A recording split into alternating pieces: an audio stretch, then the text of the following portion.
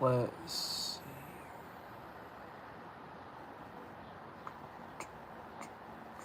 Nice, that's cool, I guess. I don't necessarily need it, but hopefully we'll be good. Alright.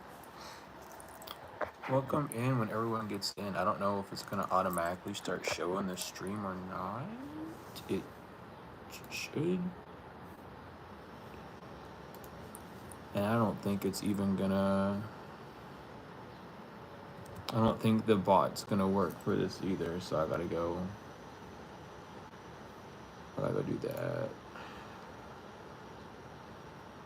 Give me a second. I thought I had everything kind of like set up and running well. Unfortunately, that's not gonna work. So let me do this real quick.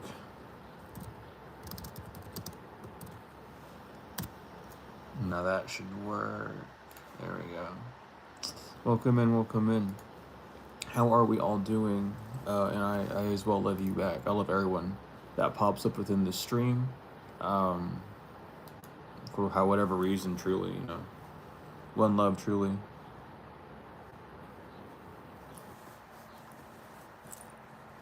Am I convinced I'm right about everything? No. And where do you get that notion from? That's kind of conceited, if you really think about it. But I don't really have to think about it that much at all.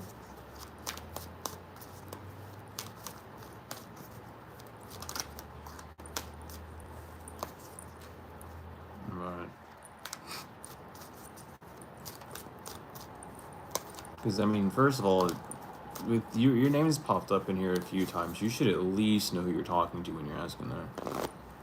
Maybe the way I express my ideas? Well, my ideas are backed by truth, in fact. I don't speak about anything boldly unless I know for a certain fact of it. If that bothers you, then that you're not ready for the full true light, which is perfectly understandable. But when I speak boldly on things, it's because I know it to be true. There is a way to find truth.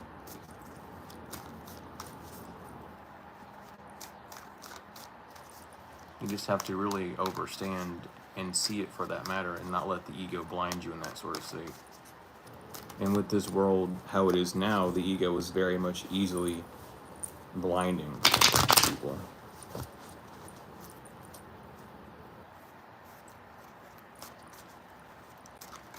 But yeah, it's just important.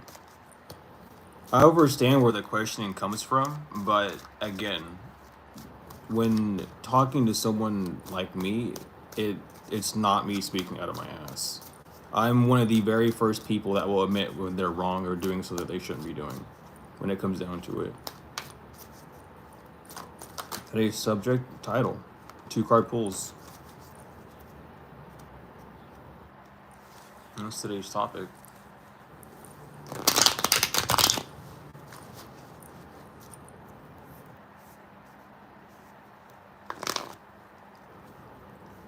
Most of their YouTube tarot readers are very, very wrong in what they're reading and their whole practices, so it's not necessarily a surprise. It's more of a confusion to see so many readers do the same exact thing and not see something wrong with it. I mean, then again, that's kind of just like how it is with like misinformation of tarot. Like you can't even Google it, or it will just tell you it came from like Italy or somewhere. And that's not even right at all. It was from like the 1600s in Italy. I can't remember, but I think it's around that time period. But that was when it became a household game for housewives after Egypt was raided. So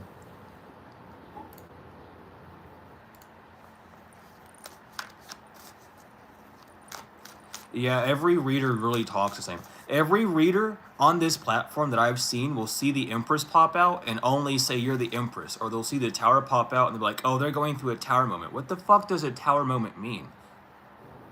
Like, you can't just like ad-lib it. Would there be a card for me tonight? There possibly could be. Are you wanting a 2-card pull? And if so, what would you want it on?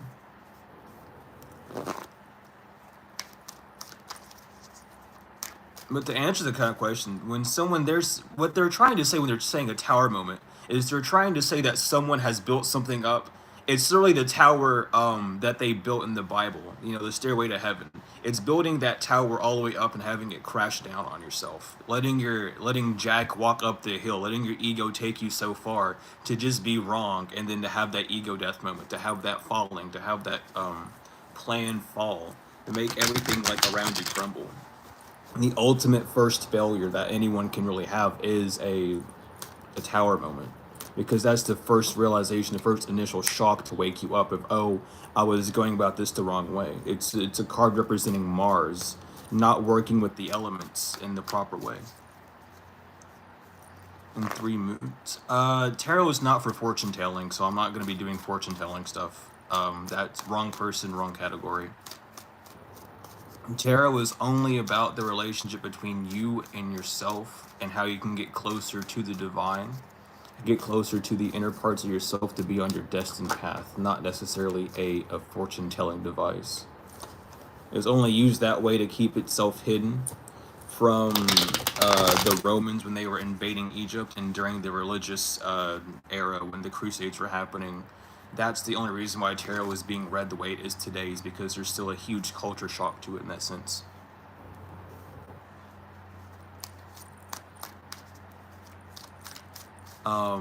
Just one card? Okay. No question on anything, just one card. I can get you. 2 card pulls are usually better, but if you're only wanting 1 card, I got you. Let me split this up real quick.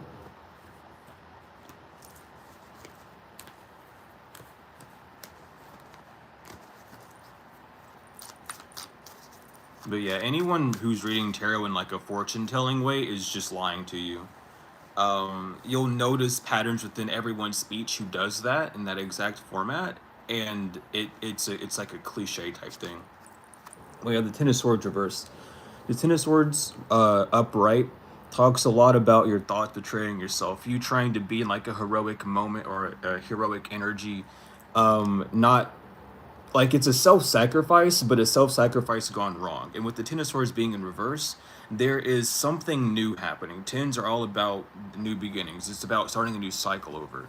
Don't allow your thoughts on this new cycle to stop you from doing what you're truly desiring. Allow your feelings to fuel your thoughts and not your thoughts to fuel your feelings moving forward on this new cycle. There's not a need to overextend. There's not a need to overbranch yourself. You need to stick to what you're desiring to do on what makes sense to you the most and move forward on that path going forward.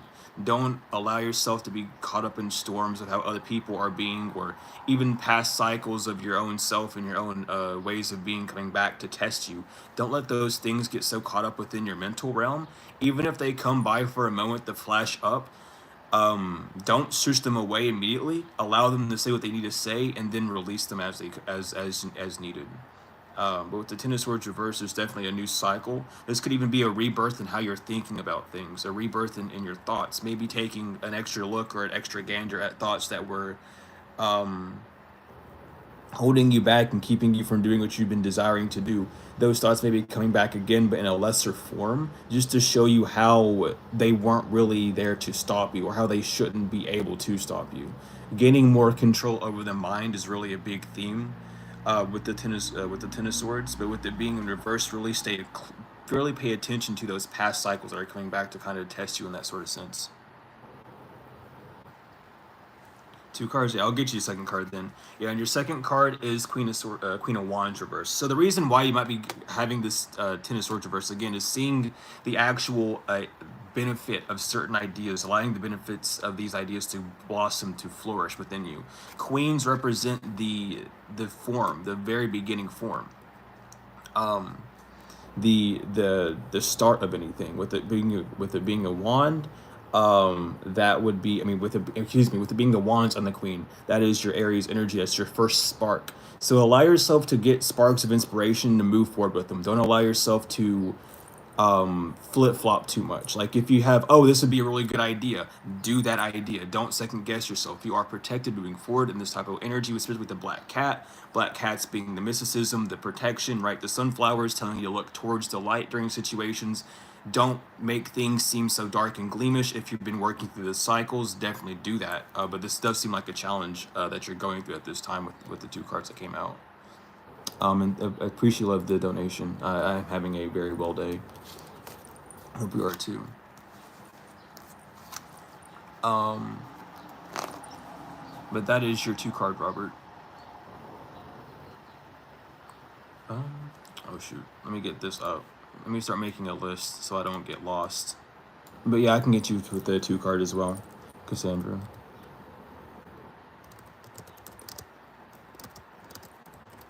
Is anything on anything specific, or anything just in general? And of course, Robert, no worries. I didn't mean to come off as hostile. With the first answer, I definitely did. I can definitely see where I did. But I didn't. That was not the intended. That was not the intent. Excuse me. My brain's going all over the place because I'm just having people message me. This every time I go live, I have everyone message me. It's always a funny distraction. But yeah, it's appreciated, Robert. Thank you for stopping in. But yeah, Cassandra, I got you. Does everyone get a 2 card? Yeah, whoever asks, you can just ask for a 2 card, and we'll get you one.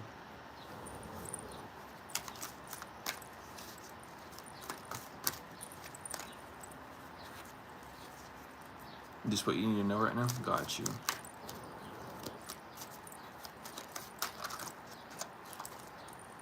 Wait, I cannot shuffle right now. My shuffling went from like superb to like flat down 0. It really did, wow. I just said it. Study gematria? Interesting. Gematria is a fun one. Gematria is very interesting. The whole study of like letters and numbers and adding them up together to read the world around you is it's a difficult art when you're not familiar with it, but once you start to get the hang of it, it's cool. I don't know how to do gematria, but I've had my eyes on it for a while. But what do you need to know, Cheyenne? What do you need to know? Let me get Cassandra's out before I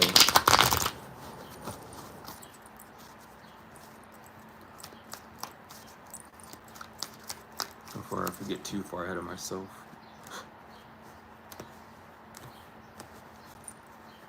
Oh, it's pretty difficult. It's a whole math because there's different styles of gematria.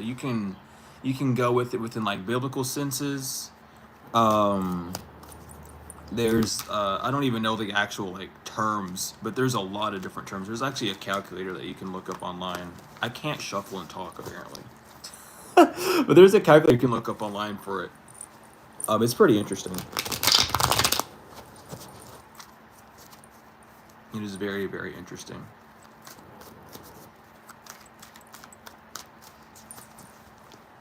Let's see here. So Cassandra, your first card is the Sun. There's a vitality energy around you in this sense. There is something beginning, innocence within your actions that you're taking moving forward, and you're needing to keep that innocence with you at all times. With the baby being on the white horse representing the masculine sense, and with all the sunflowers as well, the red cape on the right side. I had to check and make it and flip it so it's on the right side. Really allow your conscious self, your rational self, to remain innocent. Right now, it's benefiting you in the sense of being a protector that's not being restrictive, and it's being a protector that's allowing you to stand your ground and be stable in this sense. Allow that to be moving forward for you. Allow that to continuously be your mental state. It might get a little bit bumpy along the ride, but allow that to be a moving power for you. Allow yourself to know, and as well to think a lot more like childlike with things. If you're not seeing an immediate solution to problems, contort it to having a child's output, using your imagination more. There's a shining light. I don't want to say light. I want to say a better word than that. But for lack of a better term, there's a shining light that's kind of guiding you through trials right now. Yeah, the 3 of Cups reversed. Do not get distracted. There's something about there could be unresolved feelings that you have. There could be some sort of confusion, illusion that you've been avoiding or has been on your mind, but you haven't been putting a lot of thought into it. if you do tend to put thoughts into things like that, don't let that be a distraction to you. Don't allow that to change your mood and put you in a state where you're not being as innocent with yourself and with your surroundings anymore. Don't get distracted by the menial right now. You're on the path, you're walking the path correctly. Right now your biggest goal is to keep an eye out for any sort of distraction that would get you to think opposite. So it's like, let's say you drop an ice cream cone. Don't let that dropping of an ice cream cone ruin your entire day. That doesn't mean that your whole day is going to be ruined. Don't allow small things like that to ruin it. There's an innocence that needs to be had. um it's almost like an ignorance, but it's an ignorance to like handling it in a first world way, if that makes sense. Like not allowing first world problems to get to you. And I know that sounds kind of weird to say, but it's like, don't let the small things ruin the grand picture. There's something better that is growing for you, and you're on that path. So just keep walking down it, and don't get distracted by, again, just by those small menial things for you.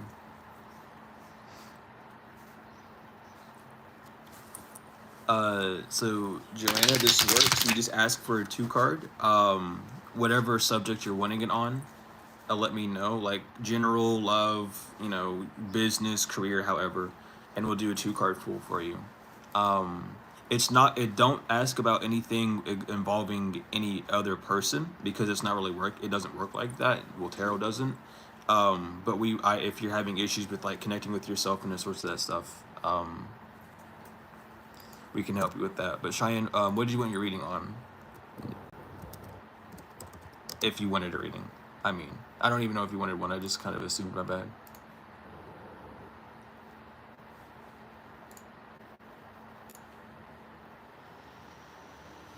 I can't even see what they said.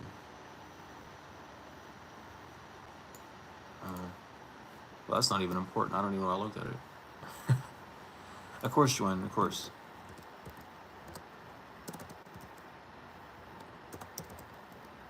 I keep calling you Joanne, and that's not your name. I'm so sorry.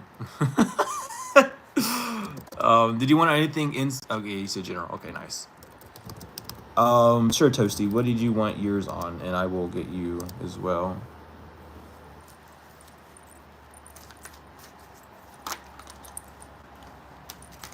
So let's see here. Man, can I not like flip the cards like that? Guess not. But let's see. Let's see what we have for Jonah.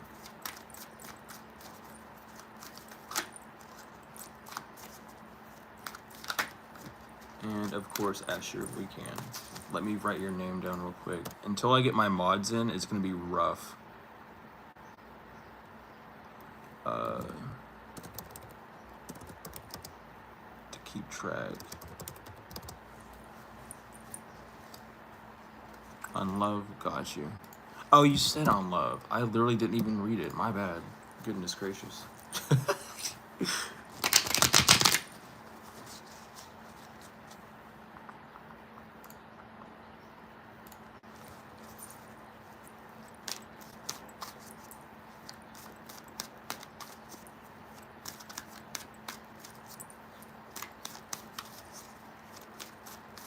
A lot of issues with love comes from kind of a misunderstanding of it. A lot of people see love as like an external like gratification, in the sense of like, if I find love, then everything will solve itself. I'm not saying that everyone does that, but a lot of people end up thinking that way. If you don't truly have a full, pure connection with yourself, being able to be fully transparent with yourself, you're not going to find a very purifying love on the external. You'll find just as much as you've given to yourself. And that's a really harsh mirror to be faced with. But it definitely is one that's needed to like be digested at some point on a spiritual journey, or just on any journey at all.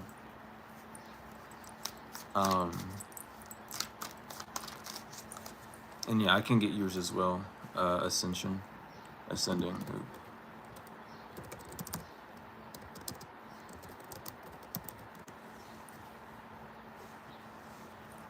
And yeah, I can get you as well, Primal. Oh my goodness, Daniel, thank you. Thank you for coming in. Uh, we have a list of readings going on, so I need some help with names. I have them written down. I have the ones written down so far. Um, but if anyone else requests one, I'm gonna need some assistance with that. I was just saying, I hope one of my mods pops in because it's gonna get difficult up in here.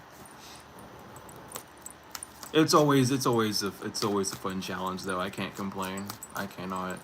Let me get into the readings though and not get distracted. Cause so Jonah, the first card is the Three of Wands in reverse. Three of Wands is an introspection card. It talks a lot about seeing what's in the feeling state. Um, and with three, it's about connectivity. So there's a part of you that isn't connected, and that's not allowing you to see what's moving you forward. There's some sort of fuel that you have, with especially with the wands and the water being here, wands being fire, water obviously being, water. Um, those two elements being in this card are very symbolic in the sense. The red represents this rational consciousness that's needing to be looked at a little bit deeper. But there's something within that rational consciousness that you're dealing with that's keeping you from investigating something. If this is an issue with like a family manner or a friendship manner or like dealing with someone externally, this could just be you not wanting to think about that issue because it brings up feelings or being like afraid of that person having more power over you. If this is moving forward within like a business or a job venture, it's more of you not seeing where you actually want to move forward and just choosing the quickest solution to solve an issue. So right now, pay attention to what's fueling you, what's moving you forward. Is an idea of something that you're lacking, or an idea of something coming towards you, making you make a rash decision based off of how you're feeling in that panic mode? Are you not able to like concentrate on certain things for long enough of a period to make a stable decision? How are you moving forward in that sort of sense? But right now, with the Three of Wands being in reverse, it's showing that you aren't really investigating on that part of you. So take steps to really see how you're moving forward when making decisions. Even if the decision doesn't seem like a big thing at first, it's something that might come around and bite you in the butt later, and it's just important to make sure that that's cleared now. The Two of Pentacles, it definitely has to do something with the physical realm. It has something to do with the decision where it's coming into balance. And again, with the water waves in the background being, humped in that sort of sense, it's a lot of emotion, feelings, commotion. There's a lot of feelings going around. This could be you having a tug of war between two decisions because one or the other could be very beneficial to you, but one of them has more of a physical benefit and the other one might have more of a spiritual benefit in the sense, but the wands and the pentacles coming out like this. But this disconnect that you're having from the wand, the very first step in creating things in life, that disconnect needs to be looked at before moving forward. Making a decision that's going to be harmonious with both sides of you is important.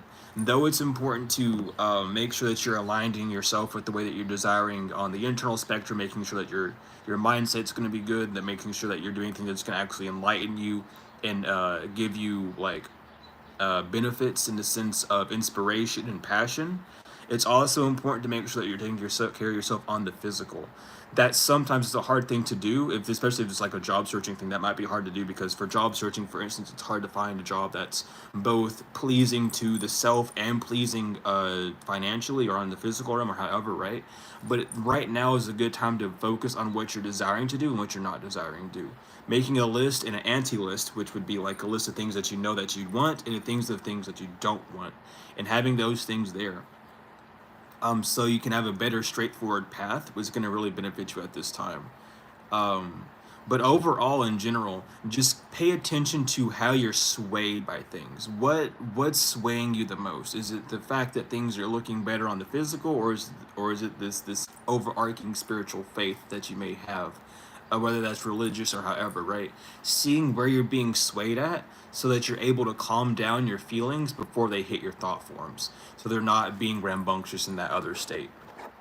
Because whenever your thoughts are feeling your feelings, that causes you to go down fate. That's your black magic effect. That's when you're, stuck in within those lack states.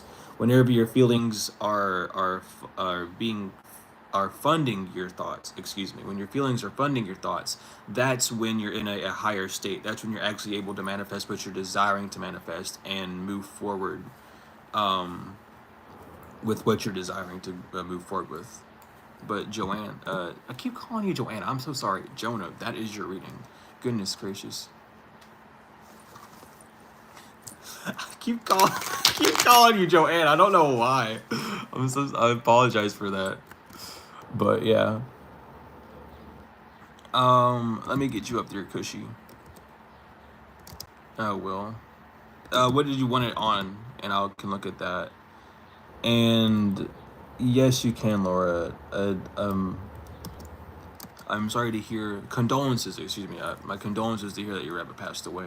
Is there anything that you wanted to read it on in specific, or just in general? It was a bit unexpected. That's usually how it goes. That's usually how it goes with the readings.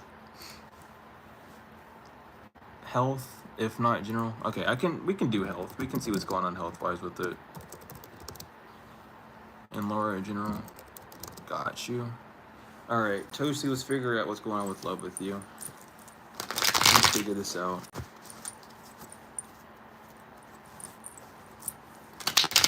Doing love readings is always...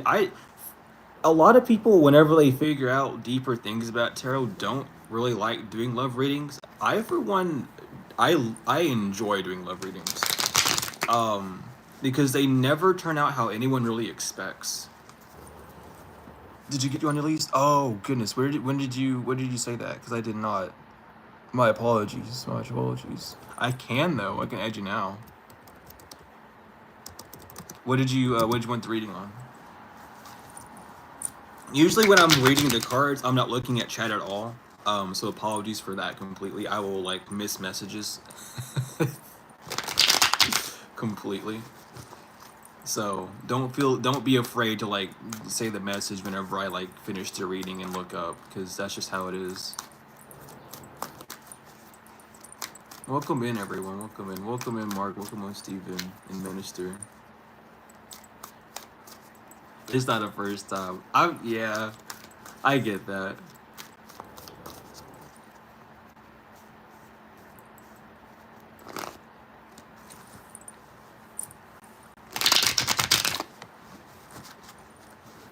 I didn't get what Cheyenne wanted the topic for the reading would be. If you know that, Daniel, I can get them after. Oh, good. Yeah, Mark, you've been busy. You've been really busy. You haven't been popping around that much. I hope everything's been going well. But yeah, Daniel, if you could, if you know what Cheyenne wants the reading on, or just in general, because I'm just gonna write general down for now. I want to make sure. I'm gonna do Toasties. And then we'll do Cheyenne's, and then Asher, Ascending, Primal, Cushy, Laura, and then Fallen Star. And then we'll get y'all. Like that. I appreciate-love the gifts for the membership, Mark. Thank you.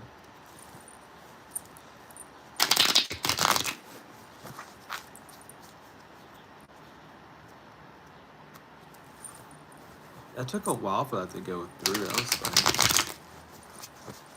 Mark's always in here gifting memberships. I truly love that.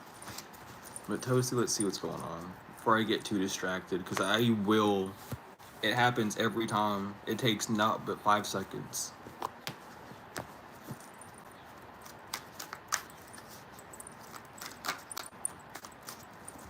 Hopefully everyone here is doing well as well. And if not, hopefully just hanging around here in the environment will bring up moods. We have a good time here. We always do. Yeah, we all love you as well, Mark. You have truly been a blessing since you've appeared in the channel. I truly cannot lie about that. Thick and thin. Thick and thin.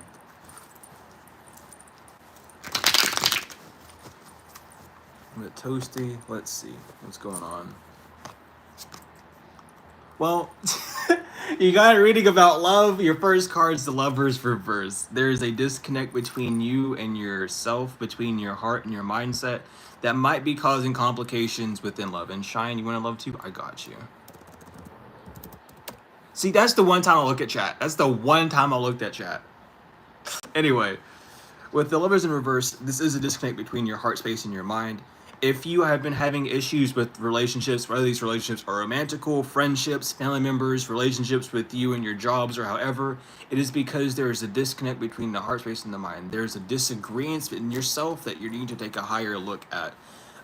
This could be letting things slide that aren't letting you be prosperous in that manner, or allowing you to move forward in direct ways. Or maybe this could be an issue with just being directed in itself, but there is a huge disconnect. Your higher self may not be as clear to you right now as well.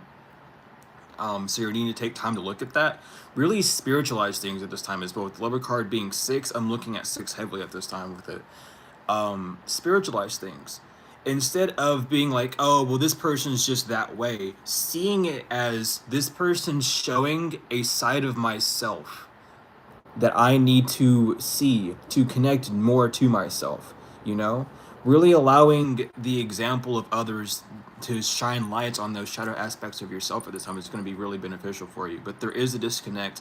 If you are looking for like a relationship, whether that be with love or friendships or however, be careful, because the people you might be attracting, who the people you will be attracting, you see, not even might be, but will be, because of this disconnect, if I can stop stuttering, is going to bring in people that are going to show forth your shadow sides even more, so they can be healed, so they can be moving forward, right?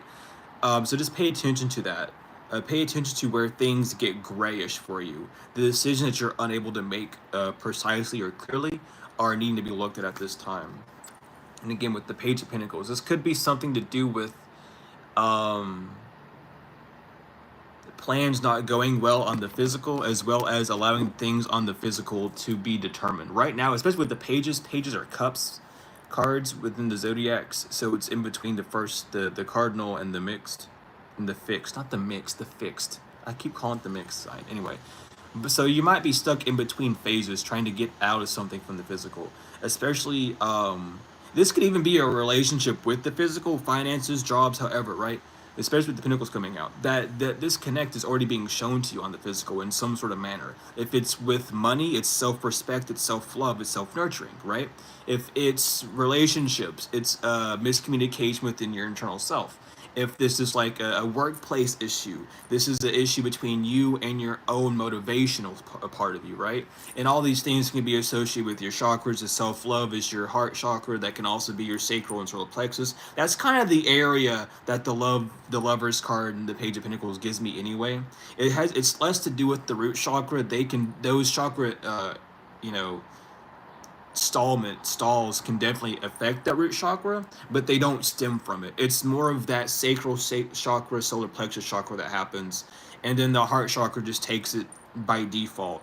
The heart chakra is where all the feelings come from, so when you're feeling those low vibrational feelings and you're not finding a way around it, it mucks up that energy as well, right?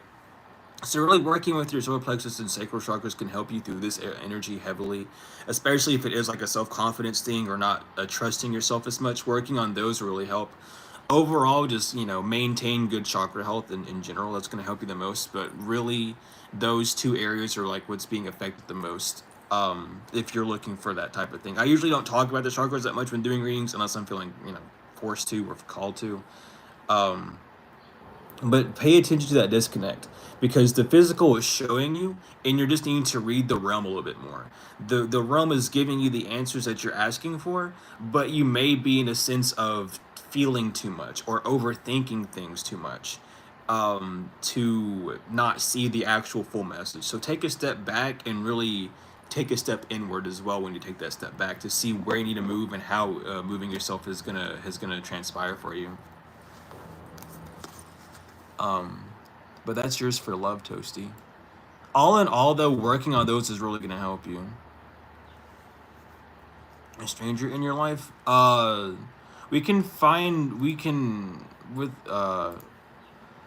can't do a reading on that other individual, but we can definitely see,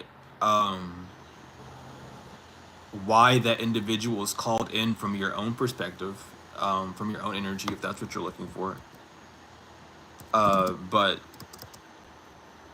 tarot is not used to read about external. issues in that sort of sense. Like external issues aren't the main focus for tarot readings, but we can try doing it for sure. I'm not opposed to. But let me get Cheyenne for her love reading, and then we get Asher. Because I've had Cheyenne on the list for a while. But yeah, I can get you for that. I can get you for that, Morty. No issue at all.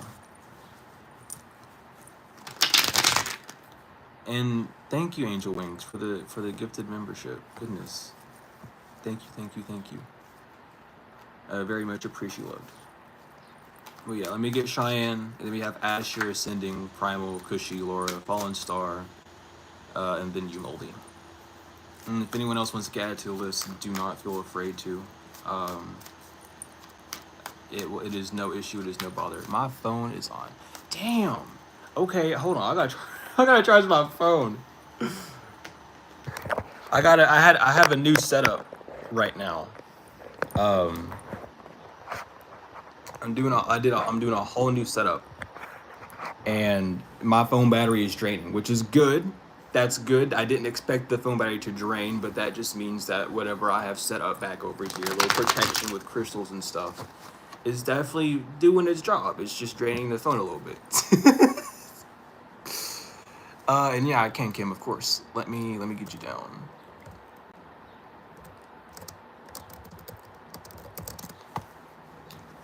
Let's try to knock these out pretty quickly. Not pretty quickly, but as long as we need to take them.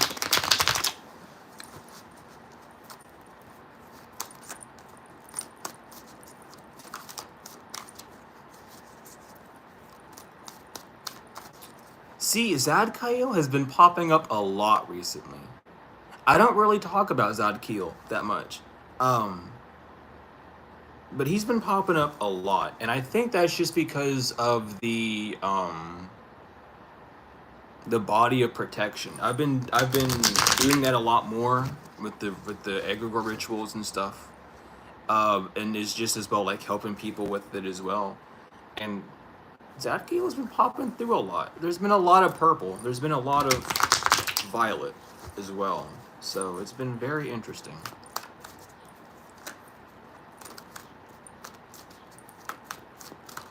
It's so interesting. Yeah, a lot of Saint Germain too. Oh my god, I gotta go find that. That's the next video. The next video is gonna be, I'm gonna say this before I get back to the readings.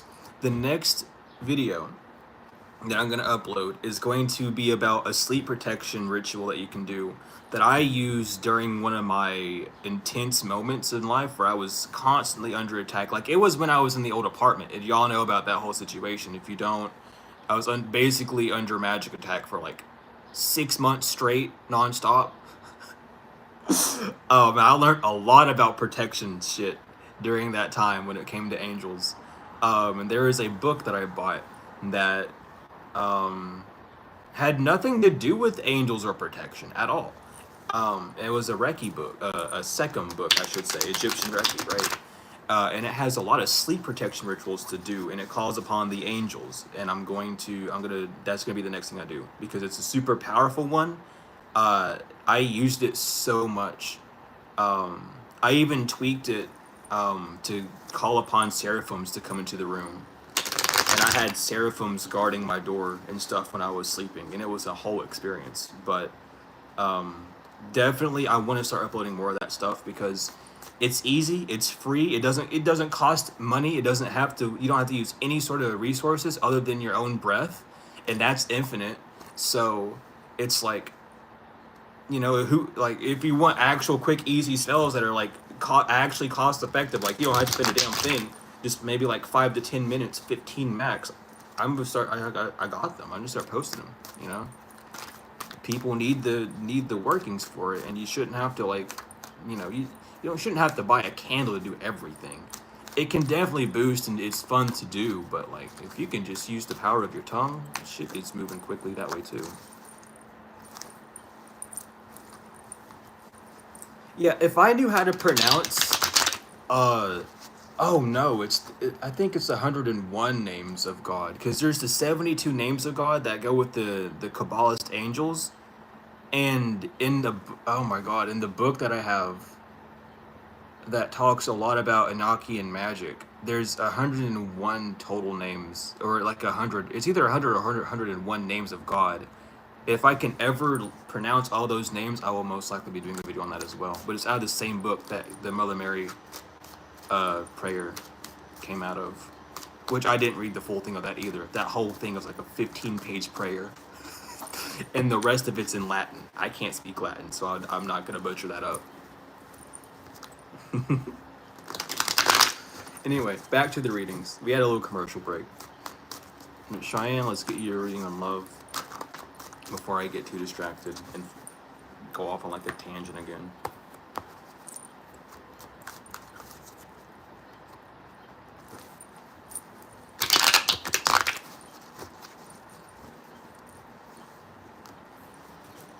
I'm not gonna write that down, remember. So, Cheyenne, Knight of Cups.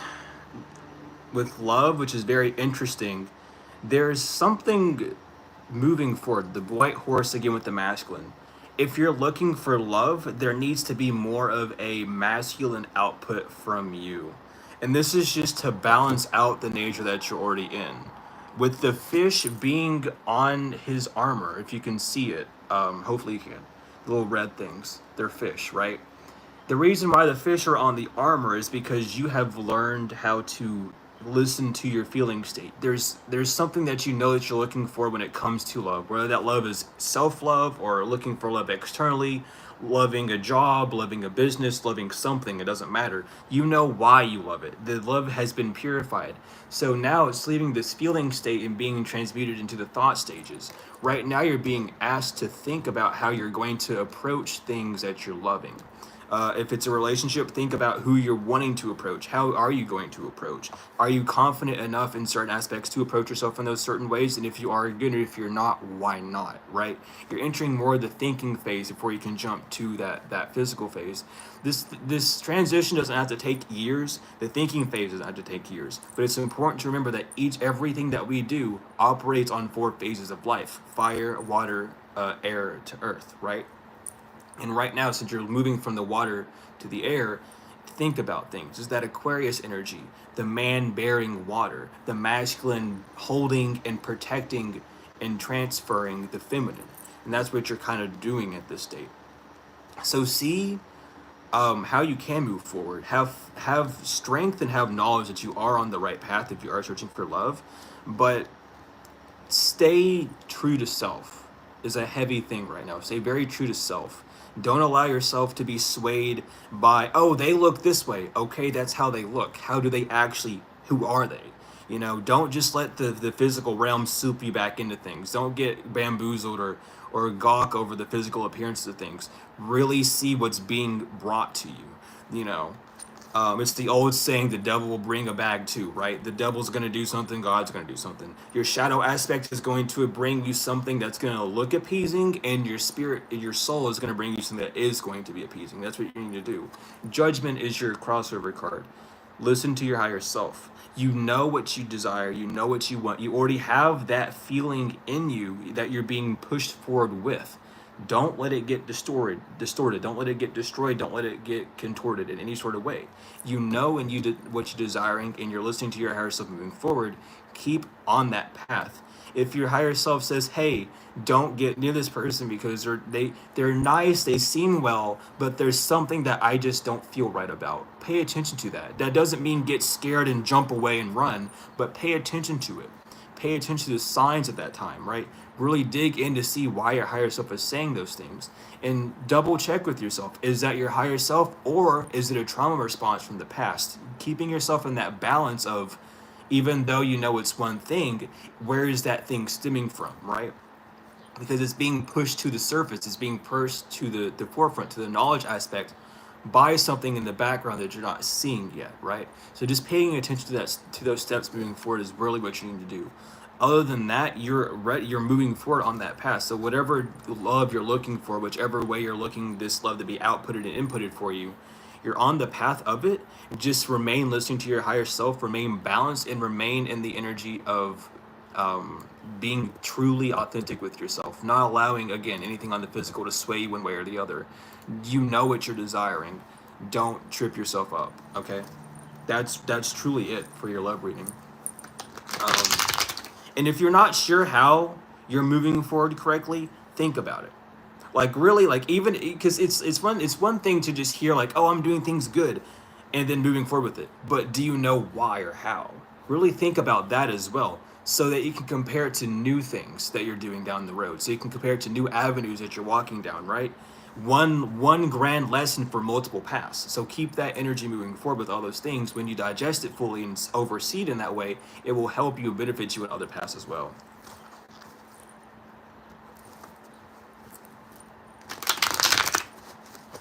So really, really moving forward with that. But other than that, you are on the path for attracting and going on the path of whatever you love. Just make sure that, again, you're remaining authentic and not letting physical things deter you from what you're truly desiring.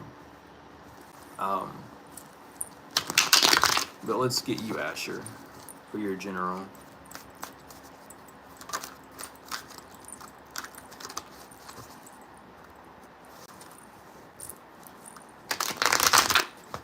How much are readings?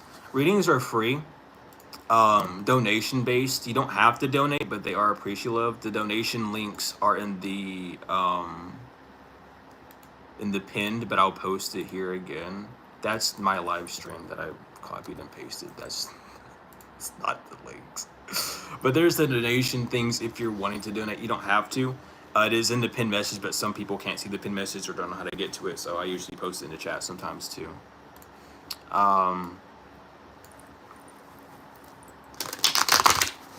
But regardless, they're free. You just let me know what you're wanting the reading on, and I'll add you to the list. And whatever you get pulled up, we'll let you know. But let's see here. Let's get to you, Asher, and get your general. Your 2-card general. I got you, Steven.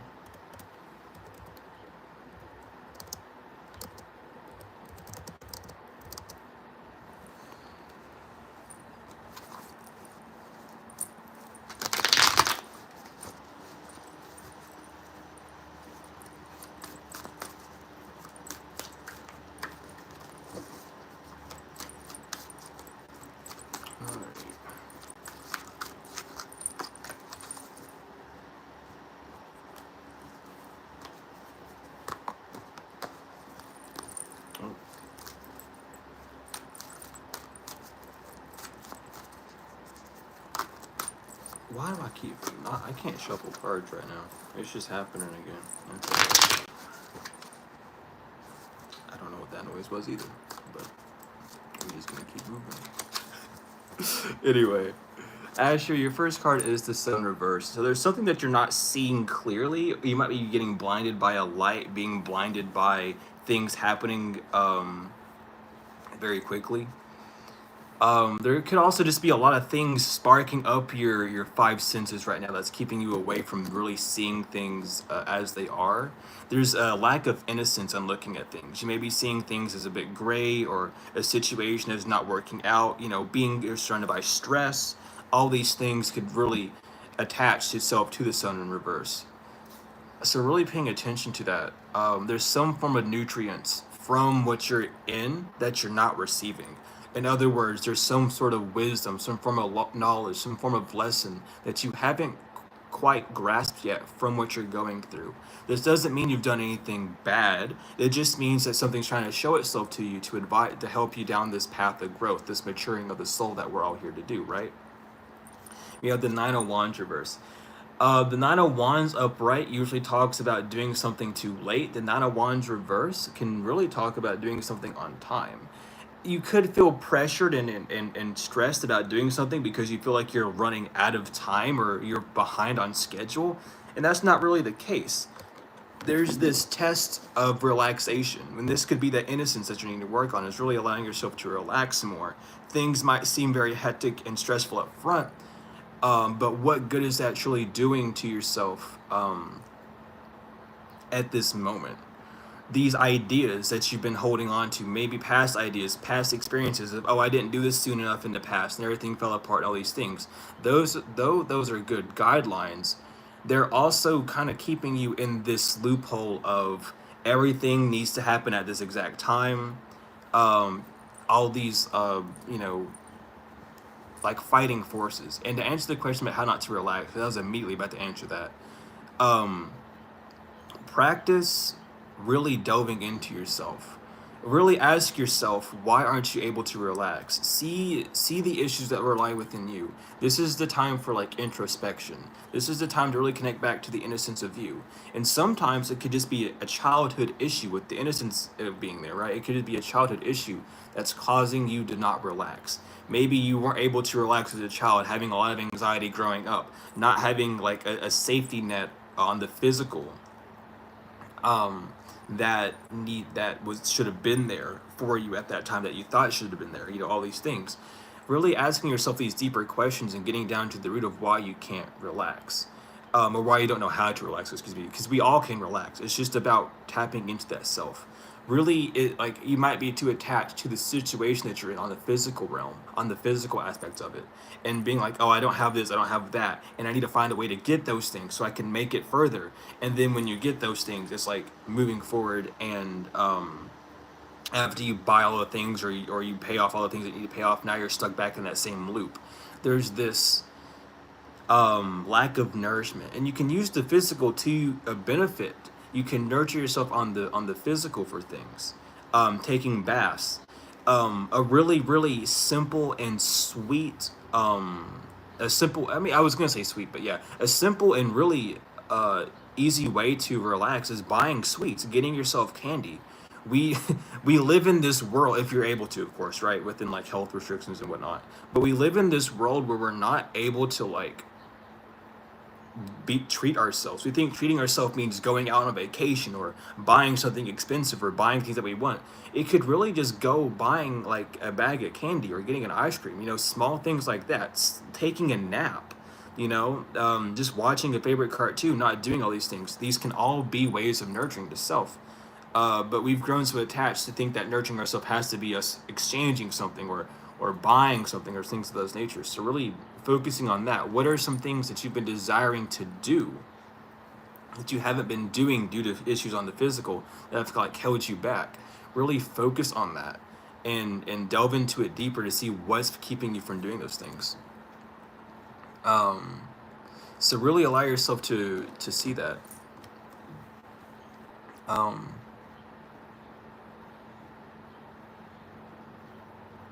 And yeah, I'm still offering readings now. If you're wanting a 2 card, just let me know. And if you are wanting a further reading, my website's in there as well. But makes sense. Guilty, I think. Yeah, okay. So guilty consciousness. Work with your sacral chakra. That is where your guilt is really stored in your root chakra. But when you're unable to nurture yourself, that's a sacral chakra issue. So your root and your sacral could be really heavy points to work on for you if you're needing to do chakra work. But figure out why you feel guilty. What makes you guilt? Is it like a survivor guilt? Is it a guilt of spending on yourself rather than spending on others, or to be like attached to like people pleasing? Really seeing where this guilt's coming from and working with it, not pushing it away, not trying to destroy it, but working with it. And I got you. What are you wanting the 2 reading on? I can get you. But what do you like? You know what I mean? Like really focus on that. And that's going to help you move into easier steps of being able to relax, of being out of this survival mode, being out of this rush working, I have to do everything so often mode, right? We have time to breathe, we have time to rest and relax, and it's up to us on an individual scale to see how we truly relax and how to move forward with things of that nature. That's up to us as an individual scale. All anyone else can do is kind of give you what they've gone through and try and give you the energy to accept new ideas, right? So try doing that moving forward and see if that helps you move any easier with this within that stress. But I've gone through it I had to really look at my childhood, because for me, my childhood, my parents, when I was adopted, they were in their 70s. So I grew up always stressing out about them passing away and stressing up. I took on a lot of responsibilities when I was younger, taking care of them and stuff. And that's why I had an issue relaxing. I always felt like I had to work and had to step out more and be more grandiose to, fill in those shoes, because my sisters were expecting me to, right? Because I was adopted by them. But regardless, I had to pull myself back into myself and be like, I don't need to overextend.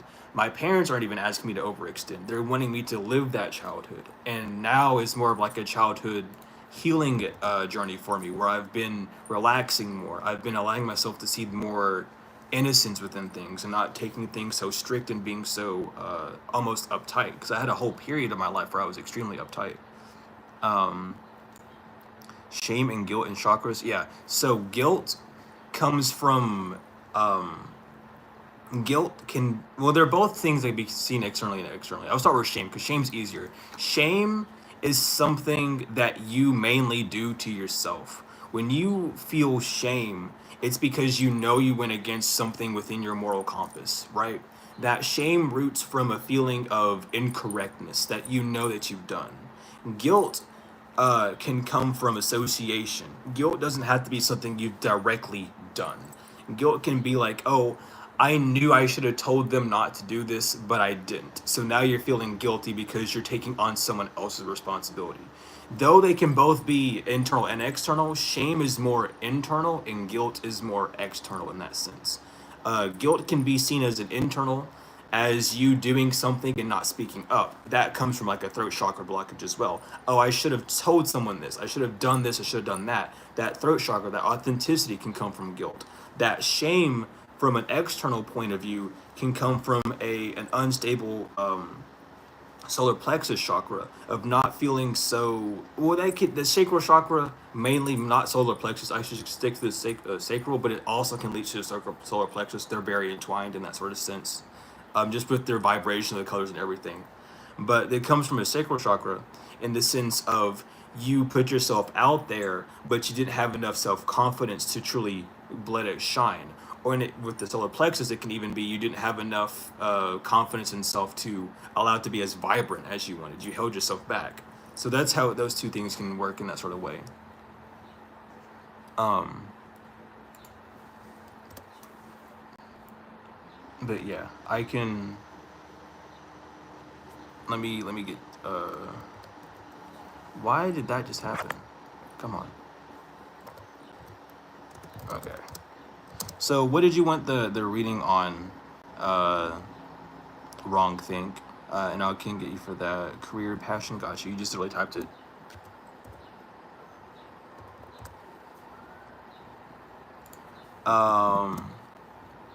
And it depends, Albert. They both are like that. They both intertwine in that sense. Sometimes you can feel guilt from internal. Sometimes you can feel guilt from external. It really all depends on your situation and how you're digesting what's going on around you. Oh goodness, who else was it? Angel Wings, that's who it was. Angel wanted one on.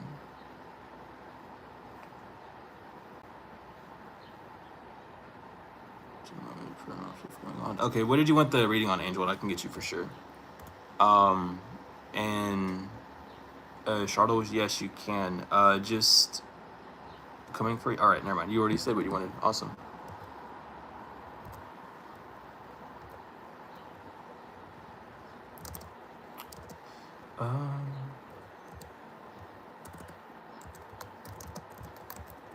All right. All right. All right, ascending. Let's get you. You're up next. We'll get yours. I appreciate love the patience with everyone in the chat. Sometimes the two cards go longer than expected. Sometimes they're short and sweet. Sometimes they just require delving into. You know, that's not something I can really control. If the message needs to be longer for someone, it needs to be longer. Yeah, I got you, ascending. Let's see what comes up.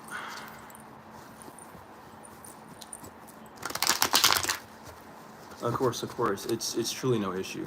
I love I love doing these two card pulls. I really do. I had to take a break for a minute to kind of like get reconfigured and focus on other things, but I'm taking a break from a lot of stuff today, so I decided just to go live. I actually 2 days ago I slept all day. Like I didn't do anything. I just went to sleep. So I'm starting to get back into the work mode. I'm gonna split this like 4 times. It's fine.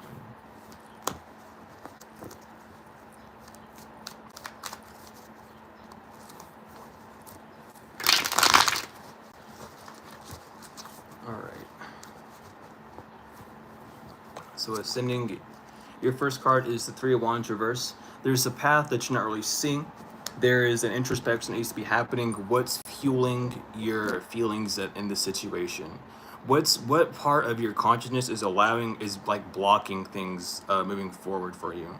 And with three being a number I'm heavily looking at, three is the coexistence of one and two, the feminine and the masculine being mashed together. The cooperation of both is equals three. So really see what's keeping you from moving forward in a whole manner at this time. This could even be, again, like what you said, like what's coming in, what's coming up, right? When the next steps is what you asked first. That's what I wrote down. So you might be like taking a look outward. You might be trying to look into the future of things, trying to dictate how things are going to move in the future. Really stay focused as well as what you're doing in the present, because what you're doing in the present will form that future into a better opportunity for you. So really see things from the advantage point of what can I be doing to better commune with myself to allow myself to move forward in higher ways. The Queen of Cups reverse, there's some form of feeling that isn't quite being formed yet. There's a feeling that should be formed and should be generating more opportunities for you, but it hasn't been accepted yet. It hasn't been nurtured yet. It hasn't been acquired just yet. It's just now starting to leave the land. It's just now starting to leave the wand state, the fire state. The fire is already there, but it's not being nurtured yet. So really see what you're desiring to do. It's like you have a plan of how you want things to move forward. You're seeing things, you're like, how do I want things to move forward? But you don't have a plan on what you desire to do next, which is what you're needing to focus on. So allow this time of introspection, this time of like seeing things from a yard's view, a yard view, to see like what you're desiring to do next and what you can do now in the present to get those things to move forward. Whether those things be actual physical things you could be doing or just meditations, relaxation, thing of that nature to build up that energy, that courage to do it next, right? But right now, really see what's nurturing around you right now, because there's things trying to show you a nurturing path, trying to get you prepared for these next steps, trying to get you prepared for what is to come. Allow yourself to sit in that energy and be true with it at this time. Really take things, like see things from a beginner state. Take things as you're just now starting out. Things haven't formed yet, which is perfect. That means things, they can still change. They don't even have to form in a certain way. These thoughts of things that might not be working out, these feelings of things not working out, excuse me, aren't even having like a proper tank to be held in. So allow these things to just kind of swarm around you at this time, but don't let them overtake you. Observe them, but don't absorb them. Excuse me, don't absorb them. And see what you can do to switch the narrative around from this isn't benefiting me to this isn't benefiting me, so what can I do? Or this is the next step to take. If this isn't benefiting me, this is what I'm going to do next, right? Taking the next steps in that is what's really going to be beneficial for you at this time.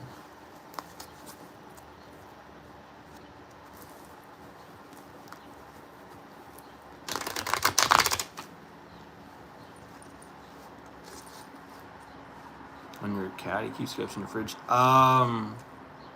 That wouldn't necessarily be a reading thing. I wouldn't be able to do a reading on that, per se, Angel. Let me think about that for a minute, because definitely with fridges, that could be something frozen.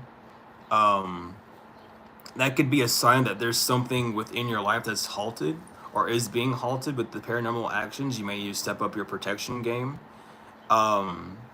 But usually when anything is involving fridges, it's talking about things freezing, something being stored up for too long, an idea, a plan that's been pushed in the back for too long and it hasn't been fully developed upon. Really looking at those things at this time, because that could be really pushing, that could be a sign from that. But as far for like a tarot reading, that wouldn't necessarily be like a benefit for it. Um, I could, though, with the reading, see what you could do to kind of see things in a clearer way. If you're wanting to take a reading down that path, I can definitely do it that way. Um, in that sense, has been brutal. Don't worry about a step-by-step plan. What you want to do is get an end goal, right? Know what your end goal is supposed to be. Like let's say your end goal is to run a like a burger joint, right? Your goal is to find an area to have that burger joint, right? You have all these other things you need to do first. Like first you need to know how to cook burgers. Then you need to learn how to run a business. You need to learn about advertising, all that other stuff, right? All those other things can be learned along the way. What you need to do first is focus on the goal, on what you desire, and then your first step would just simply be, how do I cook burgers, right? So then researching that. And then when you get the hang of that, then you can, like, while doing that even, you could go around asking, hey, do you know how to start a business? Watching videos of other people. This is how I started my first burger joint, learning how to do like curbside sellings and stuff, starting like a home kitchen, and then getting up to that business, right? Start small. You don't have to have every plan planned out. That's the divine's part. That's where the divine comes in and gives you ideas and funding to move forward with those new things. All you need is the end goal and where you're going to start. Everything else the divine fills in by themselves, and they feed you as you move along. I got you, Angel. I got you. But yeah, we can definitely get like a connection with that. Fallen, you are 1, 2, 3, 4. You are 4 away, about to be 3 because we're about to do one.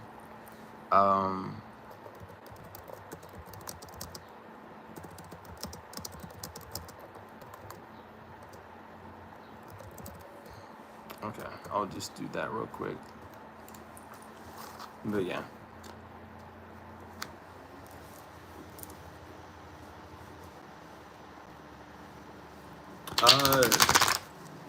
I can minister. Where were you at? Oh God, I forgot to write you down completely. I apologize. Let me add you here real quick, because I forgot to add you down completely. My apologies on that. We get hectic up in here sometimes. I remember you wanted a reading. I just didn't know. I didn't remember like what it was supposed to be about. But we got you now, so it's all good.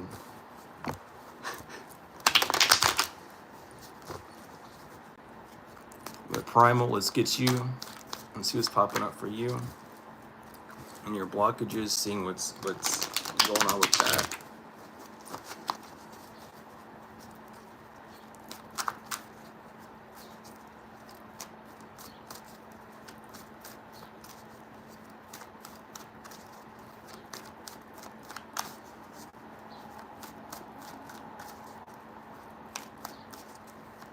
And yeah, I got you for General Fallen as well.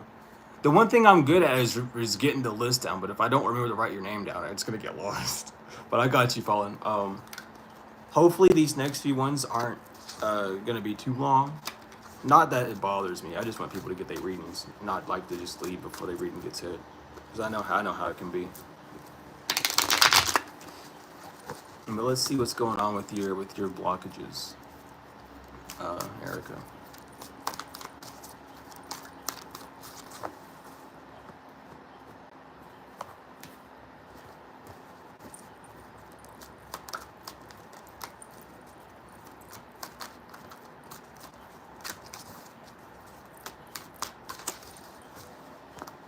All right.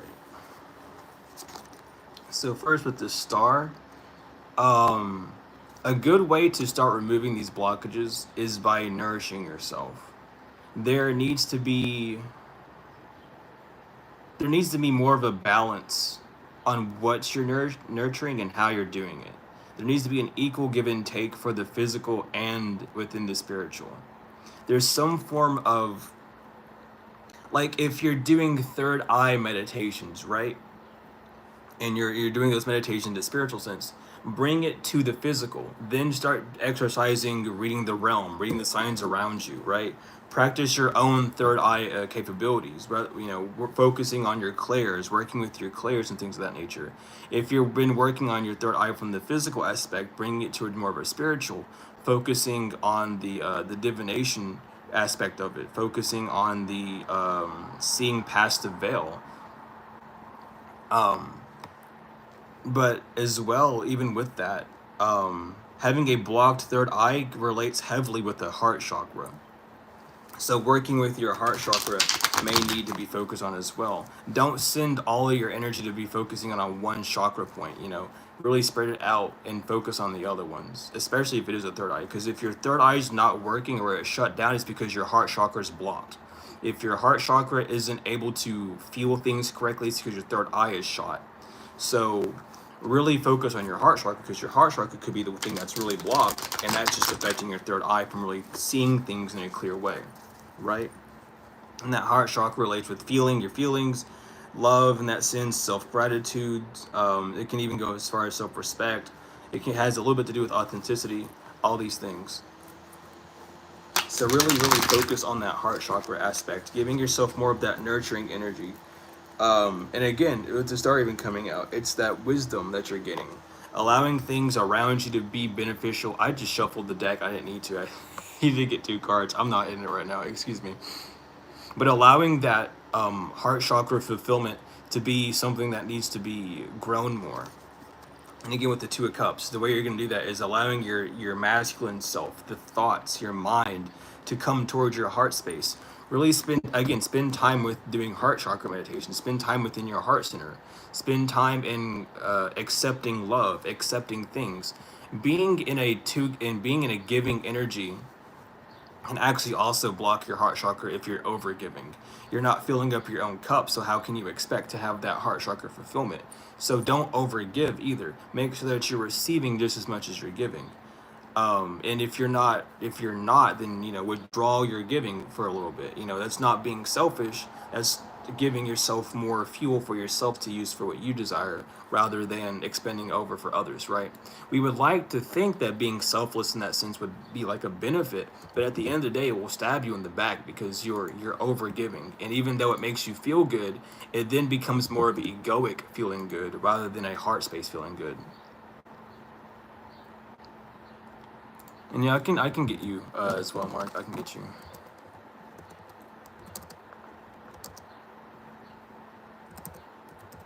I guess I'll write it down for that.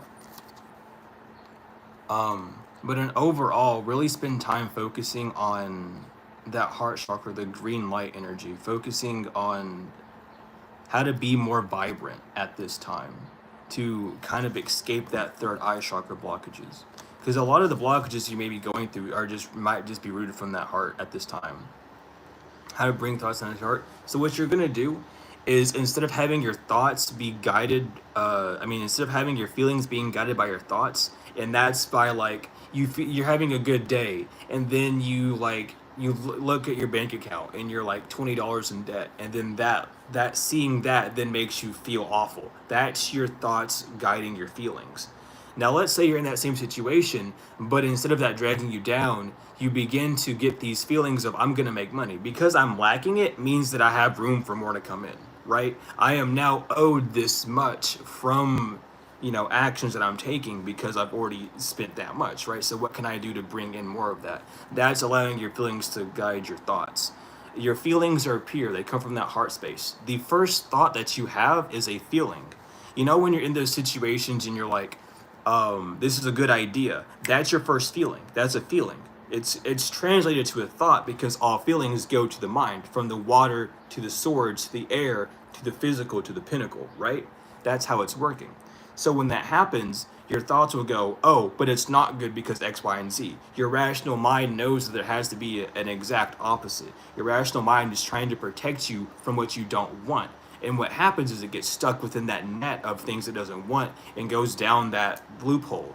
That's where you start getting self-deprecation thoughts, and it's like, oh, I can't do this, nothing's going to work, everything's going to fall apart. All those things come from that loophole of the rational mind. So work with not allowing your rational mind to run so freely with those things. That's where your free will sits, is in your rational mind. It has its own will. It will run you into a brick wall, or it will take you to your destiny. It depends on what's fueling it. If it's being fueled by its own corruption, it's going to drive you into a brick wall. If it's being fueled by the divine, by the pure essence, the first feeling that you're receiving, the pyre, then things are going to move forward for you. But with the Two of Cups coming out as well, the Two of Cups is the most important card in tarot. In fact, the Two of Cups will literally tell you everything you need to know about what tarot is, funnily enough. So focus on that heavily moving forward, and focus on that connectivity between both parts of you to really be in a harmonious energy with yourself and those around you at the same time.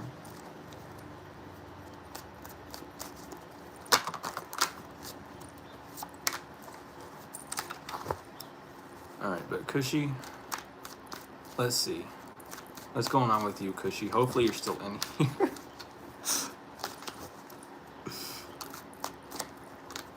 But yeah, let's see what you wanted for the health in general, and we'll see what we can get up and pull up for you.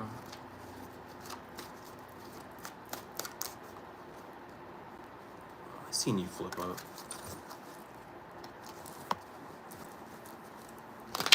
You can't hide from me. Greetings, greetings, welcome in. Happy tears, wonderful. Tears are cleansing. Also, I always, whenever people say that, you know, that they're crying or something, or mention tears, I always have to mention this. Don't let anyone tell you to not cry. Do not be, like, me personally, what I've been taught, what I've gone through, and like how I've experienced things, when I'm around people who say, oh, don't cry, it's like a blockage almost. It's like they're trying to put a boundary on you being expressive. If someone else is uncomfortable by you expressing yourself in your full authentic feeling, that's their problem, not yours. So if you're around people who are like, oh, don't cry about that, I'd stay away from them. Me personally, I would stay away from them, or at least distance myself from them. But I would still continue to do what I need to do. Crying is a cleansing thing. It releases pressure. It's literally release pressure from your body. It cleanses you. It's a detoxifier. Your tears are literally the magic behind of reality, which is why I also think why so many people have it ingrained in them not to cry, because of how powerful tears are. So always just allow yourself to be in that authentic feeling state. If you gotta cry, just cry. If you have issues crying, really ask yourself what's keeping you from doing so. If it hurts when you cry, it's because you have a lot of bottled up feelings, a lot of bottled up past events that you haven't let out yet. And figuring out a way to release those things over time is going to be a key goal. But let's get to you, Cushy. Let's get to you real quick. We have the Queen of Wands reverse. So right now, there could be some health issues, and just in general, even with general. Oh, sorry, general first, because I feel called to go general first. There's some form of idea that hasn't lifted off yet because it's not exactly right. There might have been an idea that you had that you started working on and you're not seeing any real benefit from it. It's because it's not a good idea. It wasn't an idea that was going to fully push you forward, or maybe it was just to kickstart something else newer in you. For health, this could be, you know, not having enough energy. So getting more rest will help you in that sense. Getting more iron in your system probably would also help. Magnesium, a little bit of that might help as well. B12, you know, just energizers, natural energizers would help you with that. So really pay attention to that. But on the general aspect of it, there's like, you might be feeling like a bunch of ideas that you're having aren't working, and it's not because these ideas are given to you under like wrong circumstances. It's because these ideas are supposed to be generating something bigger. The Queen is Aries. It's the beginning. It's the start. It's not formed yet. So move forward like slowly with it. And this could even be you trying to jump a gun and trying to, and you think that an idea is ready to be flourished and pushed forward, but it hasn't really nourished yet. It hasn't really like grown yet. So pay attention to that. Yeah, especially when it comes to the Eight of Pentacles coming up as well. There's something about your work.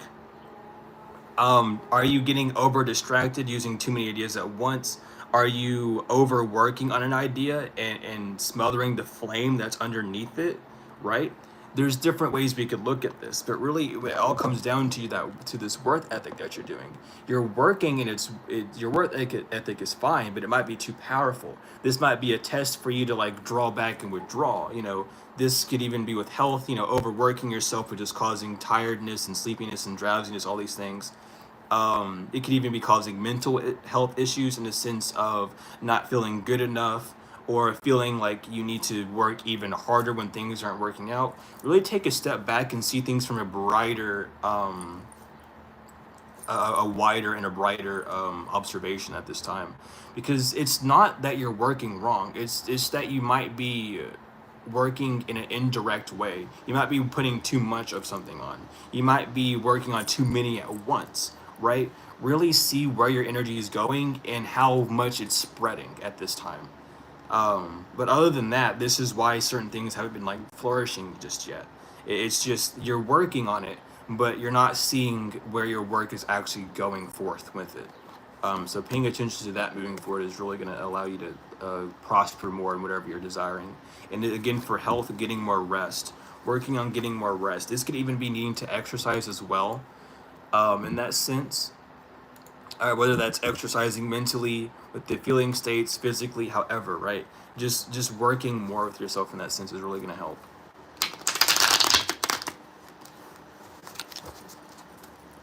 But we have Laura, and then Fallen Star. You are next. After Laura, so we'll get Laura, and then we have Fallen Star. We have Moldy, Kim, Steven. Then we have Wrong Think. We have Angel, Shardai, Minister, and then Mark. And if anyone else wants to be added to the list, let me know. It will get you added to the list. But I appreciate love everyone who's in here today and getting readings. It is truly a blessing. I enjoy doing these so much. But yeah, a lot of people today. A lot of people. It's another one of those busy days, and that's perfectly fine. I'm glad. I got like 2 days of full rest. I slept for one entire day, and then I've been napping a lot the past, like from yesterday, and a little bit today. So I'm rested up. I can take it. It's a fun day. I just can't shuffle and talk. That's the only thing.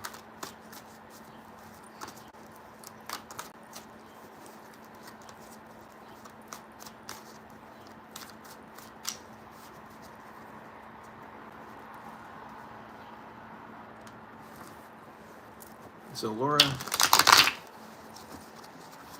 let's see what's going on.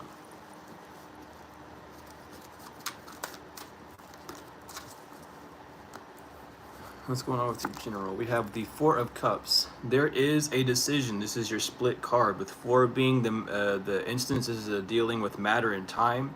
You might feel pressured to choose a decision really quickly, but don't feel so pressured to do that. Take time for introspection. Your two choices are very simple.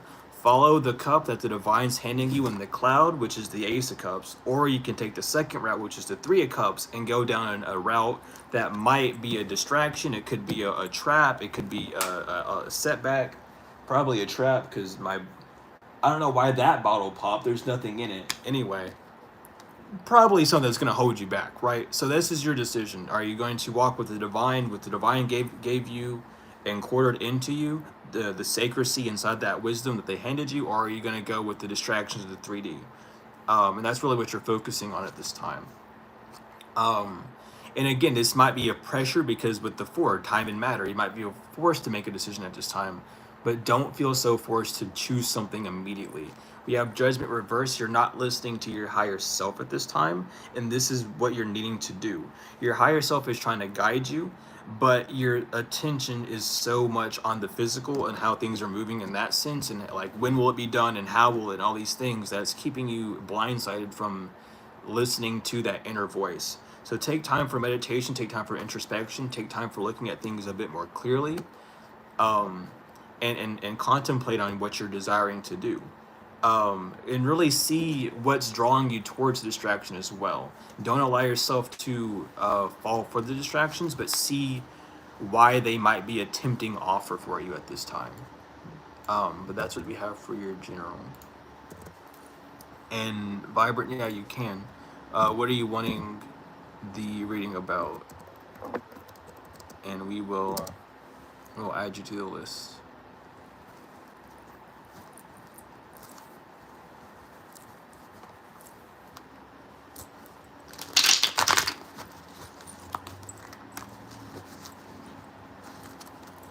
But we'll get you, Fallen Star.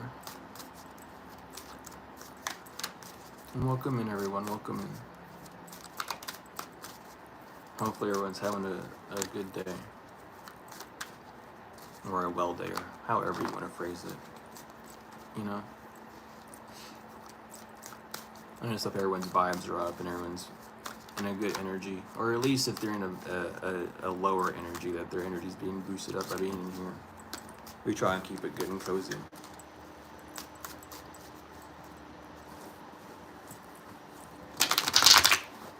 Now let's see here. So Fallen Star, what we got for you? Let me split this 4 times real quick. I almost forgot how to split it 4 times. I don't know why.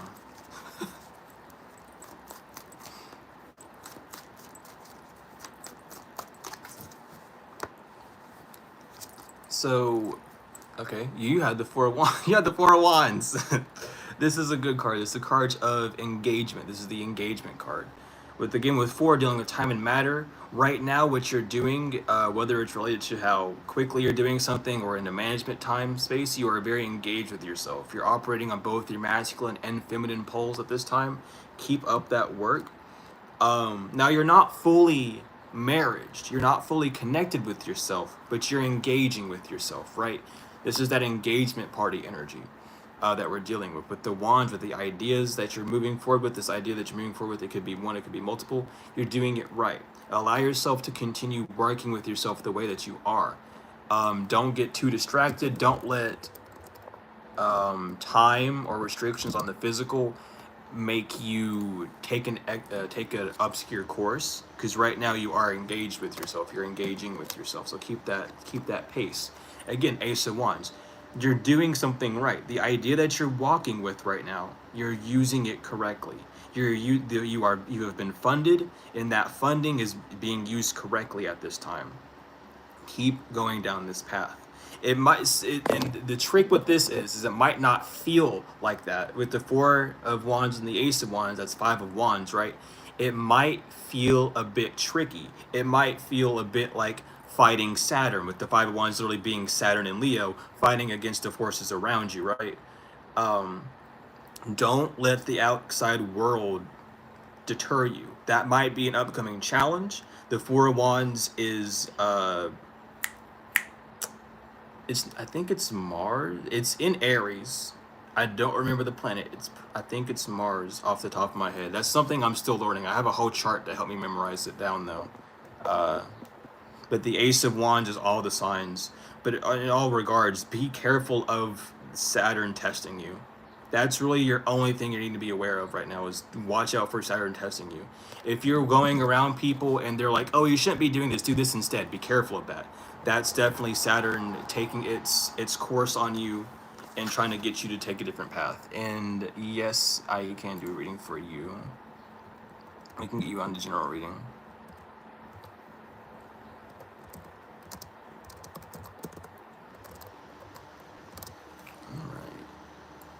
But yeah, the funny part about when you're moving the right way is it's gonna feel wrong, because it's moving, you're either moving in a new way or you're moving in a more faithful way that might seem a little bit silly or dangerous, but I mean, from the four wands and the ace of wands coming out, you're going on the right path completely. Allow yourself to stay on that path. You might be presented with new ideas, right? When you're presented with these new ideas, make sure that you're questioning where the ideas are being formed from. Are they being formed from an internal point of view or an external point of view? If it's being formed from external, that's your Five of Wands Saturn. If it's from an internal, that's the divine speaking to you, okay? So pay attention to that as well. But Moldy, let's see why this individual has popped themselves within your life in this sense. Let's see what's going on with that.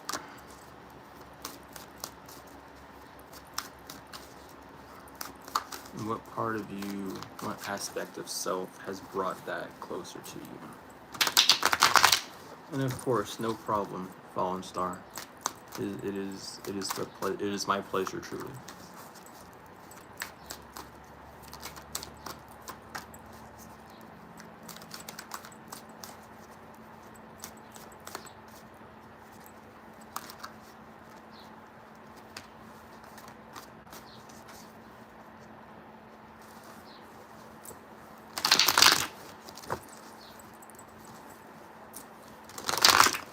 I want to learn how to bridge cards so bad.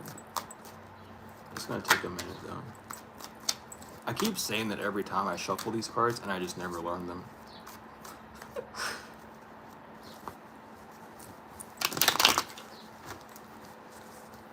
Let's pick this 3 times.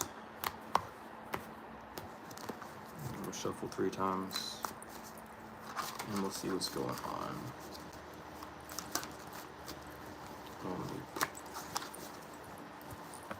So first we have the moon. There is something within the subconscious realm that has kind of manifested this individual to you. With the scorpion coming out of the water, the 2 dogs barking in the eclipsed moon. This has a lot to do with the rebirth, but not seeing true light because of an overactive rational mind or an overactive thought pattern, right? You might have well, we won't really know fully until the second card comes out, but this does take a lot of introspection on yourself. What are you doing in this time period that might have caused the individual to pop up? And the way you would do that is by seeing the individual as a version of yourself. What has that person created within your life? What has this person gravitated you towards, right? What part of you feels connected to them in that sense, right? And really focus on that. With the 2 of Swords, again, it's something that you're kind of being asked to deeply focus on. This could, this could be a variety of things.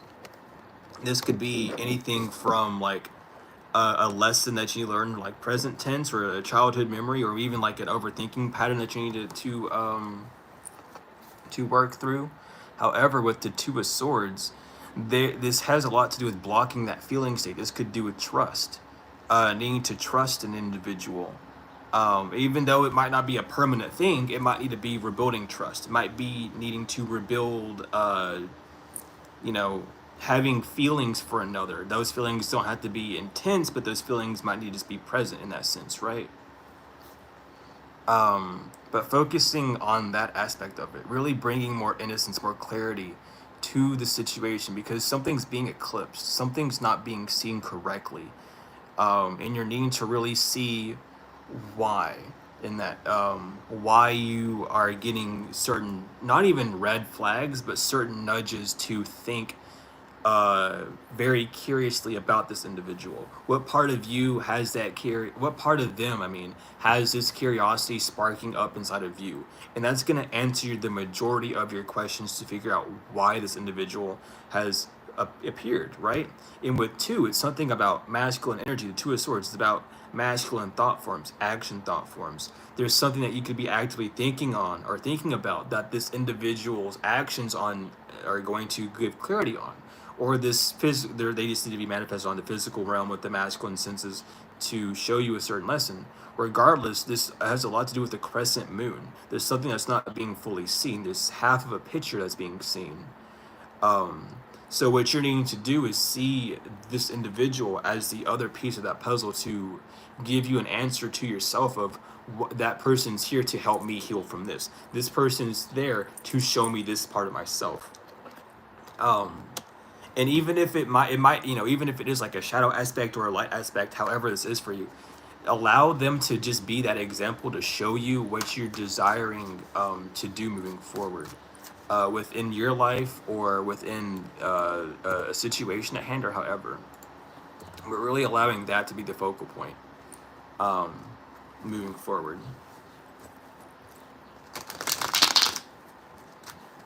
But they definitely are there to show you a part of yourself that might have been hidden or has been hidden in a subconscious realm of yourself that needs to be brought to forefront. And just because it's in the subconscious doesn't mean that it hasn't breached the consciousness before. This could be a thought form that you've pushed in the back of your head, or an experience that you pushed in the back of your head, that you just haven't thought about for a while. It's subsided back into the subconscious, and it's been cooking there for a while, waiting for the perfect time to appear. So really focus on that at this time.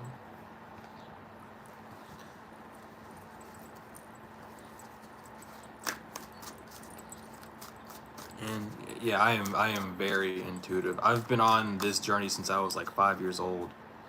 I did chakra work when I was like 7 years old on accident. I didn't even know what I was doing at the time, but it has morphed my life into a very interesting path. But no problem, oldie. It is truly my pleasure. I almost said pressure. It's pleasure. Wrong word. How old am I? 25. I'm 25. I will be 26 this year.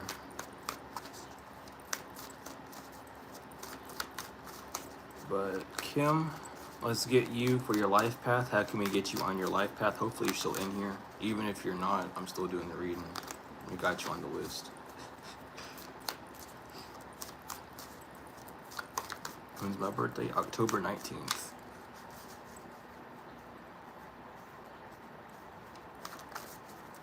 I appreciate love hearing that, Mark. I do my best keeping a balance of that.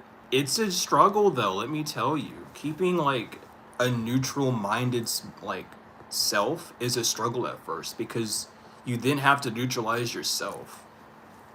You have to like literally like balance every aspect of yourself out and see it's weird. It's a weird journey to go down, but it's also very fun once you get the hang of it.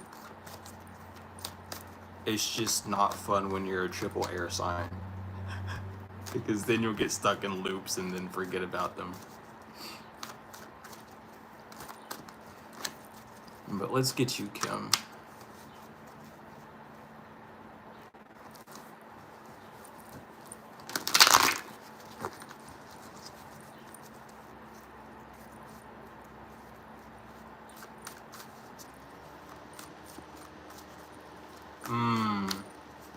I mean, truly, everything is otherworldly, in a weird rhetoric, I mean, a sense. We have our internal world, and then we have our external world, and then we have the world. And the world is Earth, all the planets, the universe, the galaxies, the star systems, everything until the invisible. And then the invisible is where pyre comes from, which is pure energy. It's pure fire. That's where God would actually remain. Everything until then is of this world, which is kind of weird to think about. But that's the truth of like what it means to be like of the world. Of the world means to be able to be in this universe, in this galaxy, in this realm, period, right? Going from all the stars to everything else. Everything else is pyre. And that pyre is what fuels this entire world. That's the God factor of life. That's the things that we can't see, but fuel us fully. Not necessarily oxygen, because oxygen is consciousness in that sense, because when you don't breathe in oxygen, you don't die, you lose consciousness, right? So oxygen, our air, is our consciousness, and pyre is what our spirit, our soul is fueling us to keep us alive in. Everything else is of this world.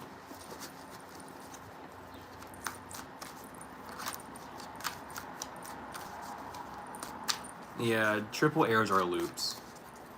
Triple errors are loops. And I appreciate the subscription, Marina. Don't, and also, like, for anyone new here and subscribed or not, be sure to check out the playlists and stuff that we have. If you have a question about a subject, I probably have a video on it. I've gone over the chakras, I've gone over dimensions. I haven't gone over angels and demons as much as I would like to.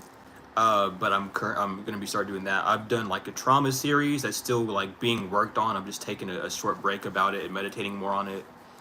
I've talked about Yakub and like the Yakub theory, microtones, colors. I've talked about it a lot. So if you know, we got I can't speak, bro. I got a I can't say the word. I'm not gonna do it. We have a lot of information. We have a lot of informations and studies. That's all I'm gonna say. I can't speak today. I can't speak any day. Every day I'm live, I can't speak. But today in particular is a non-speaking day. Plethora. See, okay, now I can say it because Mark typed it out in chat. Now I can say it. But leave it to me saying it off the top of my head, no. Impossible. It's teammate. It's teamwork. Teamwork makes the dream work. Oh god. I don't even remember. Did I do Kim's reading? Can someone remind me? I've gone off track. I got distracted a little bit too much. Have I done Kim's reading yet? I do not remember. I just been in the zone.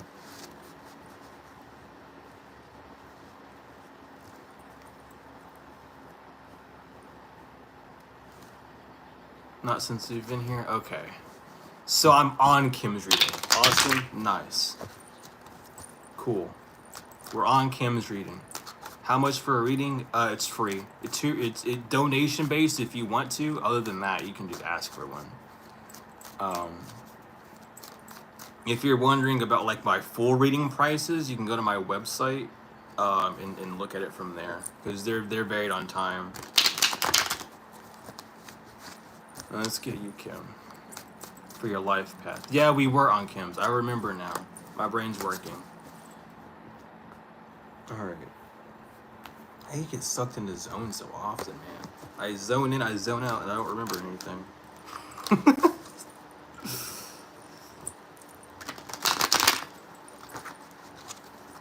But Kim, let's get you on your life path. Let's see what's going on. And we have Hermit. So right now, you're on your life path. You're being called to really take introspection. You're not really out searching for information. You're trying to draw information from the well. A lot of people think that when you go into hermit mode that you're studying or that you're just in meditation a lot. You're really drawing information up from within you. You already have all that you need. If you notice on the hermit card, even he has the lantern, his eyes are closed, he's looking down, he's shining a light so that whatever is in the abyss can come up to him. And that's what your job is to do when you're in hermit mode. With hermit even being the number of 9, this is that test. Sitting in patience, being in solitude, drawing up information from where you're standing at. You're on the higher ground of things, trying to look down at what you needed to learn, what you might have left behind, things that need to come to you at this sense.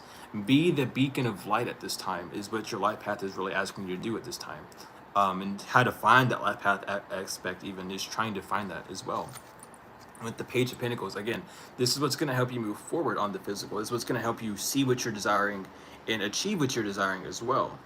And again, it's like being in between two phases. You're in this metamorphosis. Pages, again, they're the cusps of the cardinals and the fixed signs. So you're in this transitional phase. You're drawing up information. You may need to be reading things from the physical. This could be drawing up information for your next steps on the physical. This could be drawing up information for next steps on a job or however, relationships, however this is for you, whatever pinnacle this is going to relate for you. Money, finances, people, places, things, right? Anything to do with matter, with Father. Drawing up the information is going to allow you to move forward and acquire the tools needed to move forward on the path that you're desiring, or the path that you're on at this time. But that's what we have for you and your life path, Kim. And let me get you.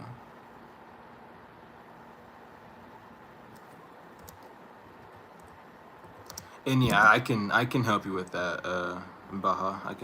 I hope I said your name right. I hope I didn't like say that wrong. I'm gonna unplug my phone because it's charged up and everything. I think I need to get rid of some of these crystals because my whole fucking setup's like burning hot.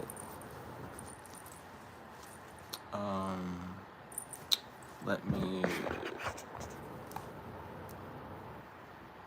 And yeah, your honesty is definitely admirable in here. Honesty, listen, the fact that you even typed all that out is your first step. Just to be completely honest with you. Like, you knowing what the problem is the greatest thing that you can ever have.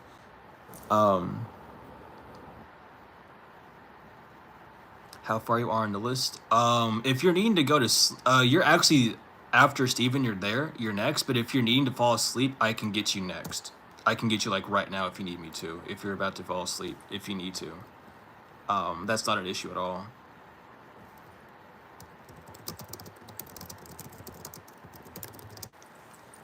But I can definitely get you sooner if you need. Don't ever be afraid to ask that either. Especially if you have things that you need to do. If you need to be, get your things sooner, let me know. No need to rush the process? Okay, I got you, no worries. I mean, you really are, like, after this reading, you're next anyway. So, we'll get you regardless. But Karen, yeah, what do you want your reading on, and we can get you.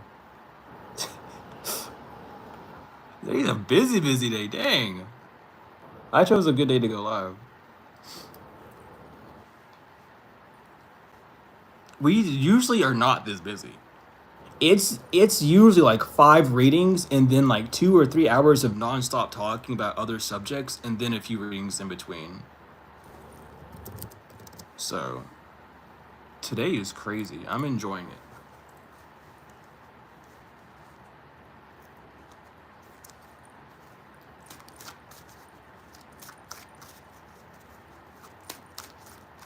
You're bringing the luck. Thank you, Mark. I've been needing the luck. I've been needing some luck.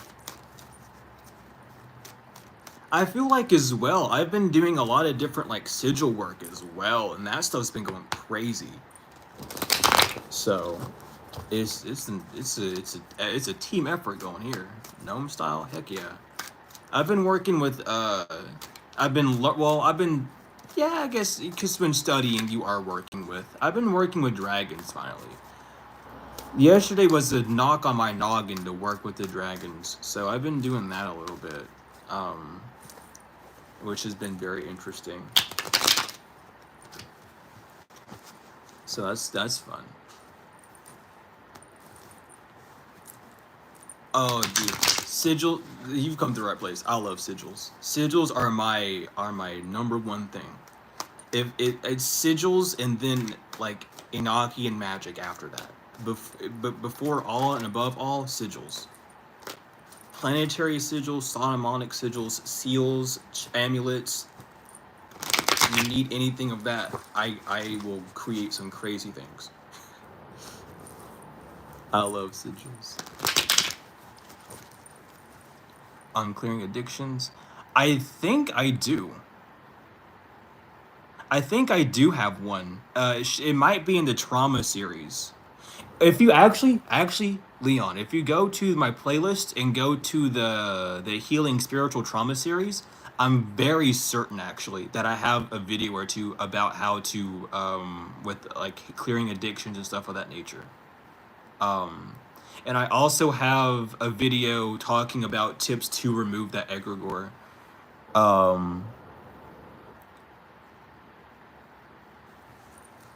So if you haven't already watched that one video, take a look at that, and then if not, you can go to the playlist and look up the healing from spiritual traumas, and I'm pretty sure I have something in there with that too. Any messages from your dragon? I'm not too sure. That I can't get with tarot. I would be doing different types of divination for that for sure. Right now, I'm doing a lot of things in the background. I have things moving in a very steady pace, without saying too much, obviously, because I don't want things to just go fucking chaotic. But eventually, here soon, and I mean soon, like probably within the next 4 to 5 weeks, I will have other divination sets. So I'll be able to do different types of divination. But I can get you a general for sure, Jennifer.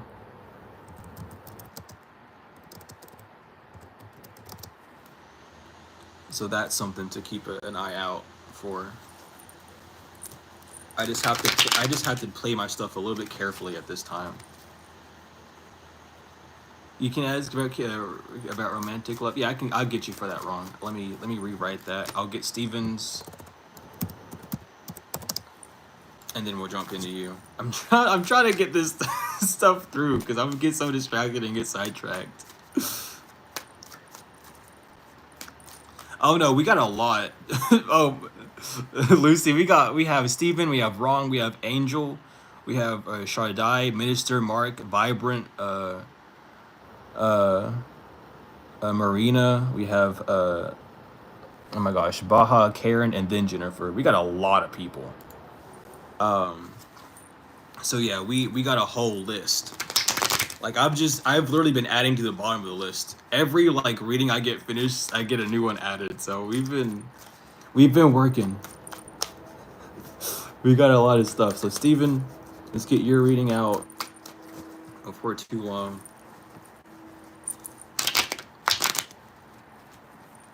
Come on, just get in there. So Steven, your first card is the Two of Swords reverse. There's you're not having certain thoughts block your feelings at this time, which is really good to focus on, but it's something about the way you may be doing it might not be an exact way. So pay attention to the masculine energy within you. Don't let it be overriding. Don't allow your masculine energy to block out thoughts because you're not wanting to deal with things. But also at the same time, don't allow yourself to become over and burst in certain thought patterns, right? But right now, it seems like you're doing a good job at that. There's something that's not caught up on your mind. But it's also like a distraction in the same space because of it being in reverse. Though it's not blindsiding you, it's not blindsiding you. It is keeping you from taking a certain action. The Wheel of Fortune being in reverse. This could be because you're doing an order operation wrong. You could just be in a mental plane heavily a lot, which is keeping you from focusing on the fire or the God factor to the water, the feelings, which you're needing to focus on at the beginning of things. So really leaving this mental energy and going towards more of a wholeness within yourself is going to help you move forward easier. You might feel like you're at the bottom of the wheel right now, and that may be a thing for you. You might not be on like the best of your luck. Things might not be moving the best for you, and it's because of the way that you're thinking about things. It's the way that you're allowing your thoughts to propel you moving forward. So pay very close attention to that, and thank you, Jennifer, for the donation. It's very much appreciated. But pay attention to that. This is definitely a test of your masculine energy to see if you are going to use your masculine energy to continue to push through old cycles that aren't helping you, or if it's going to allow you to put up a barrier between a past decision that you keep making due to like stress or certain thought patterns to help you elevate yourself. But at this time, Stephen, that's what you need to do is to like calibrate your masculine energy, your actions moving forward to be more of a benefit rather than a hindrance. And it seems like it's coming from a thought form, these thought patterns that you're having, not necessarily blocking your feelings, but they're generating feelings for you that are causing you to go down certain paths of life that aren't as beneficial for you. No, you're fine, Jennifer. Truly, it's truly appreci-loved. It does not matter any amount. I have literally been sent like cents before, and I have thanked and appreciated every bit of it. It doesn't. I truly do not matter the amount of donation. Never feel sorry for any amount of donation that you give, because at the end of the day, it is just a donation. It's not necessary, but it is very much appreci-loved. It comes from the bottom of your heart, from the bottom of mine, truly. You know, so never feel sorry for a donation. If anyone makes you feel sorry for the amount you donated, they're weird. I'm gonna tell you right now, they're weird. They should not make you feel a certain way for donating a certain amount. Any amount is truly appreciated, and it is a gratitude to have any. You know, that's truly how I take it. It does not matter to me. I do this out of love. Just the 2 card readings, truly. So.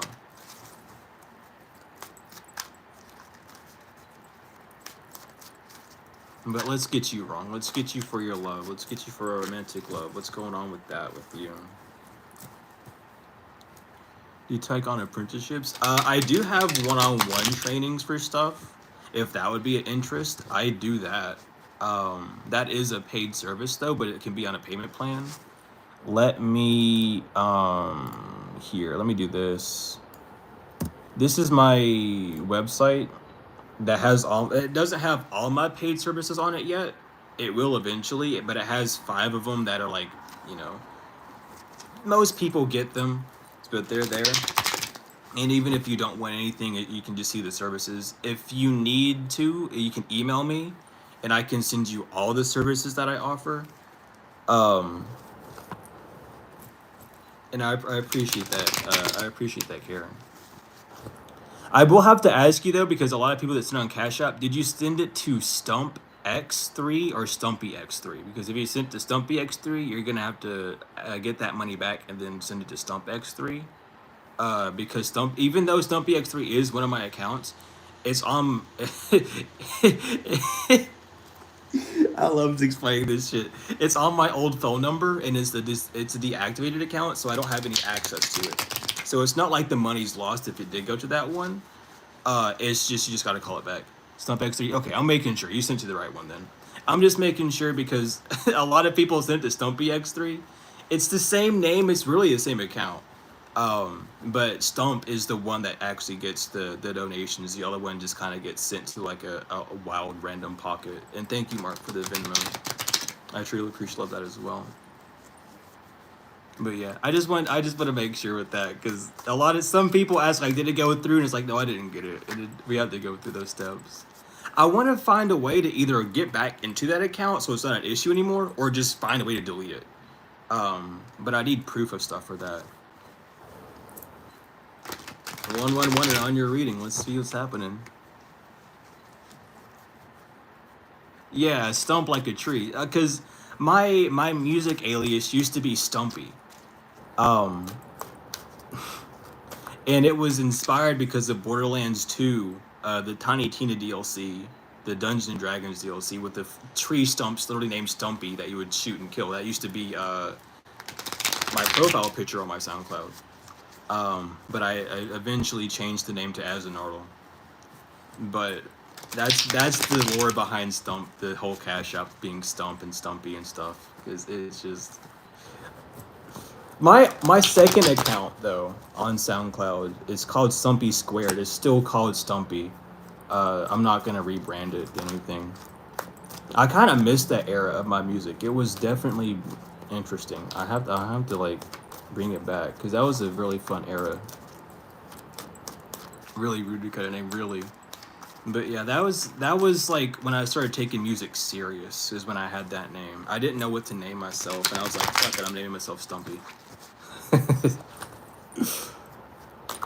Not many people got the reference though. Only a few people did, and then I would explain it to them, and they're like, "Oh, really?" It's like, yeah, like that's why the profile picture's that. Like that wasn't just me making the name and then doing that. I had everything in control. It was a plan the whole time.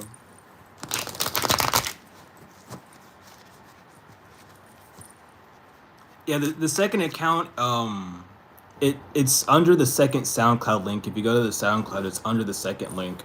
There's a lot of joke songs on there that are that were uploaded recently, but should not have been uploaded recently because they were like years old. But they're still there. Let me get into this reading before. Oh, you did? Yeah, that second account is literally like some of my music that I made before the stuff I do now. But anyway, I gotta like, dang, my poor finger. Anyway, um, wrong. We have the Wheel of Fortune upright for you. Right now you do have luck in a romantical love if that's what you're desiring. Don't let that get to your head though. Allow yourself to remain above the clouds, above that feeling state, above that thought space, right? Because when you see clouds in tarot, clouds are an amalgamation of water vapor, water vapor. I should just say that because that's both water and air put together, and that's what you need to say above at this time. That's why all the things on there, all the beasts and the being, the man, are winged and golden. They're above. They're on the clouds. They're resting on those clouds. Move forward knowing with what you desire. The Sphinx is representing divine power, pyre, if you will. Not just a horse meaning extra power. This is divine power that's guiding you forward. So if you are trying to find like a romantical love, this is a good time to do so. Make sure that you're remaining connected with yourself, though. Don't steer too far left or too far right. Don't allow yourself to be swayed by the physical, but don't allow yourself to be blinded by a spiritual sense of not wanting a love because of a lower stature or a lesser overstanding, right? Not everyone's going to have the same overstanding as you, and that's perfectly fine. It's up to both of you being adaptable to being taught different things, right? If that's something that happens. But allow yourself to move forward in that energy. We have the Seven of Cups reverse, but now right now is also not the time to choose something. It don't go out of your way to choose something that's going to benefit you, or to choose something that you feel is going to, or you think is going to benefit you. Excuse me, right? The Seven of Cups reverse is showing you that there are no options really viable at this time if you don't wait, right? If you jump into something, you'll jump into it, right? It will be a relationship that you get into, but it won't be something that's actually going to nurture you back. So allow yourself to wait on the divine. Call on the divine, ask them, help me really delve into seeing what I truly want within a romantic relationship. What am I truly desiring within love? What am I desiring within an equal give and take? Ask yourself that question, and whenever you move forward with those actions, then they'll be more aligned with that true nature of self.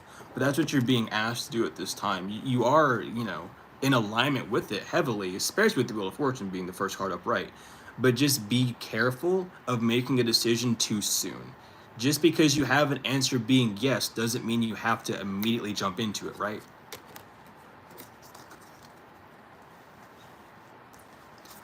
See, that might be the test for you with the Seven of Cups reverse, is being impatient. Don't get too impatient. Allow things to prosper in the way that they need to. Really balancing yourself. Working on your root chakra will help you with keeping that balance as well. So if you need to do some root chakra meditations to help you stay grounded within this time.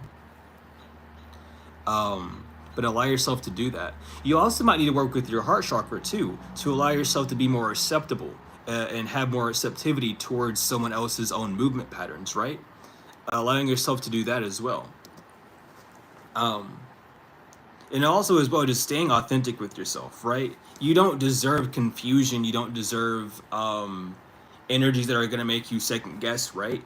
You deserve clarity. So if it gets to a point where you're wanting to ask certain things about relationships or about the individual, make sure that you're getting yourself that clarity as well by just being more direct in that sense, right? So really working on that. I might need to take a break from doing readings for a second because my finger is getting like tore up. Slow to open up, definitely. You might need to you might need to spiritualize it a little bit and see what parts of him are slow to open up, because they might be parts of your shadow self that you've already healed from, showing you a more like showing you why that connection is there. You know what I mean? You might need to do that as well. But yeah, I'm gonna cap it at Jennifer's reading. And then we'll do more tomorrow because I feel like this is a decent list because we have Angel, we have 1, 2, 3, 4, 5, 6, 7, 8, 9. Yeah, that's 9 more readings. See, that's not a bad sign though. That's actually a really good sign to see, to make sure that there's something they want to invest in, right? Now, make sure that that investment is more than just a body type thing or like a physical preference. Make sure that they're really paying attention to your smarts, to your attitude, to your way of life as well, right? Because that's a really good sign of things. Which again is probably why the Wheel of Fortune came out right, upright. But it's this impatience to choose something quicker or choose a different path that seems faster for you, right? Everything's going to be teaching you something in the grand scheme of things, so really allowing yourself to remain in that humble energy of I'm being taught something that I'm not comfortable with just yet, and that uncomfortability is showing me a new path that I'm getting used to. But yeah, I'm definitely gonna cap it at Jennifer, because my ooh, it's just getting raw. My fingers are getting raw. I'm just gonna be honest. It feels weird. So we'll do that. We'll be back tomorrow with more readings. I haven't done this in a while, and I'm really am glad that a lot of people showed up for this. Like genuinely, like it has. Oh, I can definitely do it tomorrow. I'm free tomorrow. I should be free tomorrow. But it's been a blast. I love doing readings so much, and the fact that this stream has been nothing but 2 card pulls and it hasn't gone like too off course has been a huge like. I love it so much. Not that I don't like discussing things and you know teaching and you know learning and exchanging ideals and stuff. Um, it's just rare for us to have like an actual stream stay on path like this, and it's just such a calming environment to be in. Um, mm. Are you more of like a sarcastic, jokey type person? Because I've been in situations like that as well. Definitely, it might be like work on the expression. Oh, okay, that's what it is. It is like an expression thing then, because if you're uncomfortable with it, but it's what you want, allow yourself to step into that authentic nature. You might need to be going easier on yourself. That feeling of being rushed might be you to make it seem like, oh, if I need to be more serious, then if he's gonna take me this serious, then we should be in a serious committed relationship, right? That might be a projection that's kind of happening within that energy aspect because you're getting what you're desiring, and your soul is like saying this is good, this is what we want, but that mind, your rational mind, is being like, well, this is what I want, then it should happen immediately and I should be in it by now, right? So really focus on that even flow of how your heart and your mind are working at this time, because this is definitely like a transformative energy or transformative relationship that you're in. So really, you know, take patience with yourself and see if that helps any sort of patience with the external as well. Mm. Yeah, work with that. Work with your heart chakra and your throat chakra. I don't think it's a root chakra anymore. That's your Now that you're talking about it, uh, some more. Work with your heart and your throat chakra to help you be more receptive and accepting, and as well as being more authentic. Doing that will really help you tap into who you really are trying to be and who you need to be for that relationship. And not saying who you need to be in a form, in a sense of like changing yourself, but changing yourself in the way that you're truly desiring to be to fit the relationship that you're desiring in that sense, right? Not to fit his criteria, but to fit yours, right? You could try doing that as well. That could be some really good help.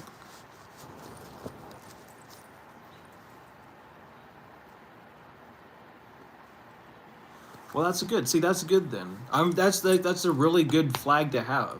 It's just like it's like an internal like kerfuffle. You know, that's what I would call it. I call them kerfuffles.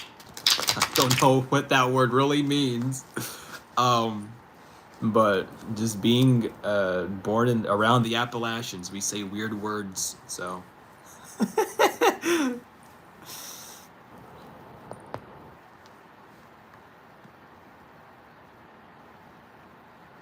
okay, so Lee, karma is the response to your actions. So it's not the fact that you caused anything to happen to other people. It's the fact that someone did actions that then caused a reaction to happen in their life, right? That's how karma works. If you don't want to have a backlash that will be detrimental to you, I guess would be a way to say it. I don't really know how to say it. I don't know what's going on in your situation in full, but follow your gut when it comes down to it. You interacting with someone else's life can definitely bring you down in that sense. Um, but in the same aspect, if you don't step in, that can also kind of help hurt you in that sense. It's a double-edged sword, no matter which way you look at it. So just moving forward with the way that makes you the most comfortable, and making sure that you're not feeding into any sort of like people pleasing or like shadow nature of yourself that would be kind of holding you back, or any sort of past cycle that might have might be occurring with those thinking patterns. Just making sure that you're not falling within those. Um, But let me see here. Let me get these readings done real quick. So Angel, advice on I got the advice on how to see things clearly for you. That's what I was felt to write down. Hopefully you're still in here. Hopefully everyone is still in here. It's been quite a time.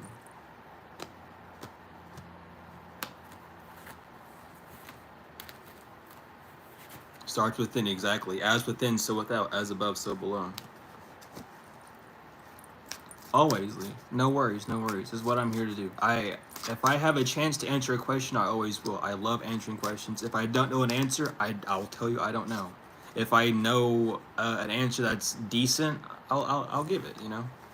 That's the whole point of me being here. I like helping people because me helping people helps myself in return. Sometimes, because the big funny cycle of it all is the only reason why anything happens, like the only reason I'm seeing the cards that I'm seeing to read for you all on 2 cards pools is because I need to hear it for a part of myself as well. The only reason I'm giving advice to anyone is because that advice is something that I need to hear myself. Sometimes you need to tell it to someone else to hear it yourself, because when you speak, you're hearing yourself as well. It's not just going to you, it's going to me as well. Doesn't matter what advice it is, even if it doesn't resonate with me just now, it's something that I'm going to need, or something that I needed to delve deeper into. So it's always, that's how I always look at things. It's never just about one individual, it's about two, and the spirit being in the middle. When two come together, you know how the verse goes. I don't fully remember how the verse goes myself, but when two come together, like the spirit is in the middle, the spirit's the third. Exactly. Talking to yourself is a good conversation, because when you talk to yourself, you get to hear both sides of you. You get to hear the observer part of, man, this could happen, and then boom, this side, that side happens. The angel and the devil, the Tom and Jerry cartoon bit where the angel and the devil's on your shoulder. When you talk out loud, that's what happens. Genuinely. That's why it's there. It was to show us that we are three within one, and we need to actualize that and live as that.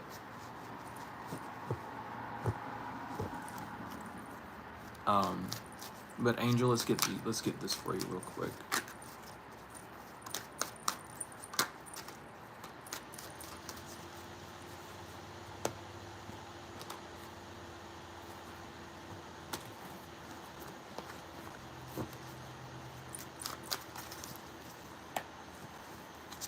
So we have the Ace of Swords reverse. There's something about overthinking. You could have a very clouded mindset when it comes to things, or looking into things a bit too deeply without a full grounded observation. So definitely doing like third eye work, root chakra work would really help you in this time of seeing the signs, especially with like the cat and the refrigerators and things. Just seeing things from a more stable point of view. Even though there's a lot of paranormal things happening around you at the time, it's always good to stay grounded and in control, so that these paranormal things around you aren't like poltergeisting, for like a better term, onto other things and controlling environments and events around you. It's all about you having that main control.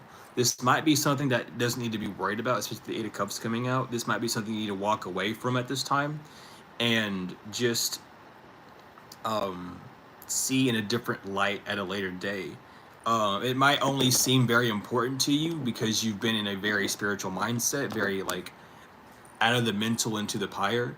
But it's time to ground yourself a bit more, and see things from a bit more logical standpoint. Being a bit more playful with it rather than taking it as serious as it's been. You know, to allow the seriousness come from stepping up protection, stepping up cleansings and things, but allowing everything else to have that childlike glow around it. Um, so allowing yourself to do that would be is the advice I have for you, Angel. Just be very, very aware of that. It might be difficult to do at first. I mean, as always, as all things are, everything new is going to have its trials and errors, right? But allow yourself to just focus all that seriousness, all that energy, all that like panic is what we would call it, but it's really just a bunch of energy on the protection, on the boundaries and things, and then moving towards other things. Yeah. Do you need me to do your questions? Your question now, Minister, because you're one more reading away. If you need me to do yours now, I can. Um, Truly. Um, but yeah, thank you for stopping in, Wrong Think. Truly, I love what I do, and I'm always happy to help others in that sort of sense, no matter what it can be. Um, oh, Mark, you're. I don't think you want to give him your part, Mark. He's one. You're after Minister actually. So if Minister wants to go first, yeah, I got you. I got you, Minister. No problem. If like I said, if you need to be moved up, always ask. It's perfectly fine. It's perfectly fine. People have lives. People got stuff they got to do. I'm not. I don't want to like have you here waiting for something. If you need it, just let me know. Yeah. Yeah. I got you. I got you, Marina. You're on the list. If you if you need to be bumped up in the list, let me know, and I can get it. I can get you, Marina. I can get you after Minister if you need. Um, because I know it's like people are kind of dipping out. It's like it's 8:30 here too. Like you know what I mean. So it is getting kind of late for stuff. So if you need to be bumped up, let me know. Let me know. Let me know. I don't think many people will. Can it be bumped up? Yeah, you can be bumped up. I can bump you up. Let me do ministers, and then I'll do yours, and then if anyone else needs to be bumped up, let me know. But minister, let's get you on your finances. But yeah, just ask. Always just ask. Lay, are you on the list? No. I capped it at Jennifer because I'm getting off here soon. I can add you though. I don't mind to add you. But just let me know what you wanted it on, and we'll do that. I'm guilty for doing that as well. I'm guilty for putting a cap on it and then like adding one person after. I really am guilty of doing that, so I can do that. It doesn't matter. But minister, right now for your finances, we have the Hermit reverse. You're really being asked to kind of draw up information to see why these finances are. Oh, I'm not gonna get stressed out, Lay. It's fine. I won't get stressed out. It's all good. But right now, you're kind of being asked to draw up information for why these finances haven't been working. There's a deeper meaning to the lack of finances that you're having and going through. And thank you so much, Chica. Many blessings to you. I appreciate love that. But see what's going on. This could be definitely a more spiritual meaning to it. Finances, money relates to the frequency of self-love. It's the heart chakra. It's not only just the heart chakra, but it's also real connected to the throat chakra and the solar plexus. Its its gravitational pull is in the root chakra. So if your root chakra is unstable, that makes the other chakras in that sense unstable when it comes to finances. So really pay attention to that. Really pay close attention to that. Um, but right now with the Three of Wands, there's something that you haven't really been investigating when it comes to finances. This might be a new endeavor that you've been called um, to do, right? You might be feeling called to take on like a new hobby, a new asking for a raise at a job, doing something online in that sense, selling things, creating things. There's some form of like inspiration that's coming to you. Is it witchcraft because you're doing everything? Um, See, with tarot, you can't get that. All tarot is going to tell you is the connectivity between you and yourself when it comes down to it. You might not be seeing something clearly. If you're having a fear of witchcraft, now let me tell you something about witchcraft. It only works off of fear. So if you are afraid that someone is doing witchcraft on you, then that is automatically then going to allow witchcraft to do those things to you. And that doesn't even have to be from someone external. That witchcraft can be something from internal. That witchcraft can be from you hexing yourself, from you deeming yourself in one way or another. There's another way that you need to look at this whole situation. Rather than seeing it as a witchcraft attack and sinking and and having this thought from that someone more powerful than you is overtaking you, see it as a form of you needing to take a different path, right? Will it be evening again? Yeah, it'll be evening again. It probably will be evening again, Destiny, most likely. I'll try and do it around the same time. But if you have a hard time doing that, Minister, the next best thing you can do is ask yourself why. Why do you feel like it's witchcraft? What people around you would you have in that scapegoating situation to say it is witchcraft, right?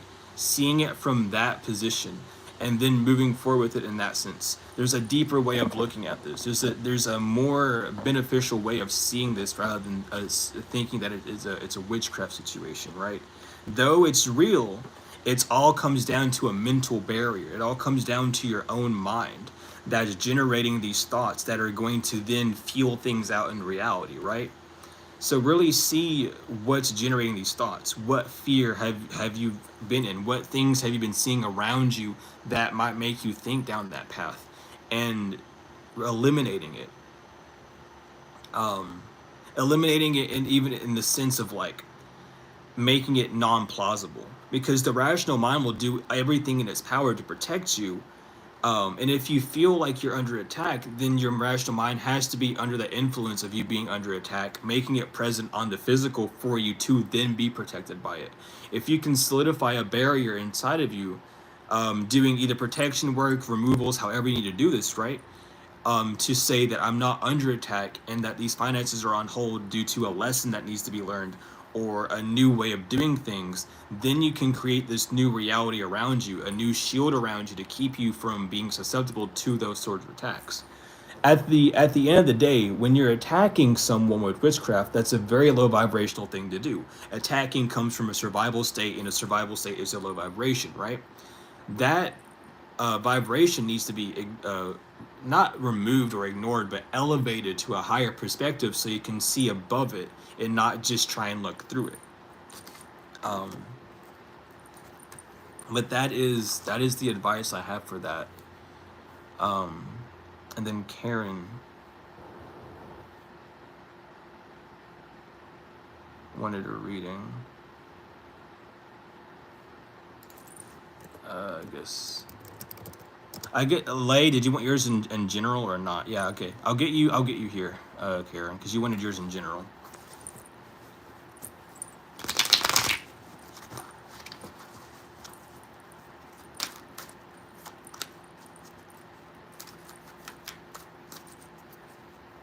Yeah, okay. Like really build that barrier up within yourself, Minister. It's one of those secrets that's not really a secret, but a lot of the times when we're under attack, because it happens at first, it does, right? Our ego puts a veil over our eyes and makes us feel like we're this way. It makes us feel like, oh, we have to be under this attack. You don't have to be under anything. You can be over it. You know what I mean? But it's a trauma response. It's his fear, it's his ego, it's his rational mind. It's all of these things trying to protect you when really the protection is seeing how you're above it. It happened to you, you made it through it. Despite how the physical looks, you're still stronger. You learned how to avoid those things. You learned more of who you were in those time periods. So that allowed you to elevate yourself higher. It's about remembering that you're on this higher elevational path at all times. That's really the kicker of it all. So really working with that mental defense, that mental force inside of yourself, And doing that is going to really boost you forward. And again, if you need to do spells for protection, banishing, spiritual baths, seances, rituals, whatever, do those things. It's going to benefit you. It always will. There's no shame in doing it. Whatever builds up that mental rapport to get you to have that psychic barrier higher is beneficial. And that's at the bottom line all that matters. It doesn't matter if it's prayer, doesn't matter if it's walking outside, doesn't matter if it's an hour-long ritual that you do. As long as it makes you think and feel that you are being protected, it's going to go the mile with you. That's all that matters at the end of the day when it comes down to this stuff. Truly.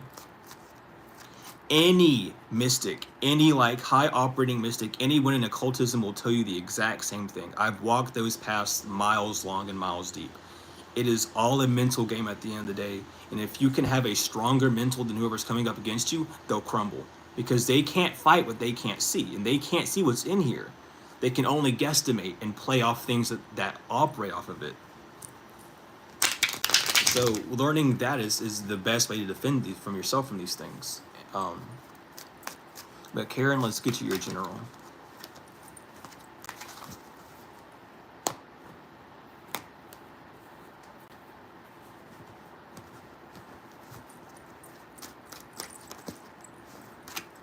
Let's get you your general here.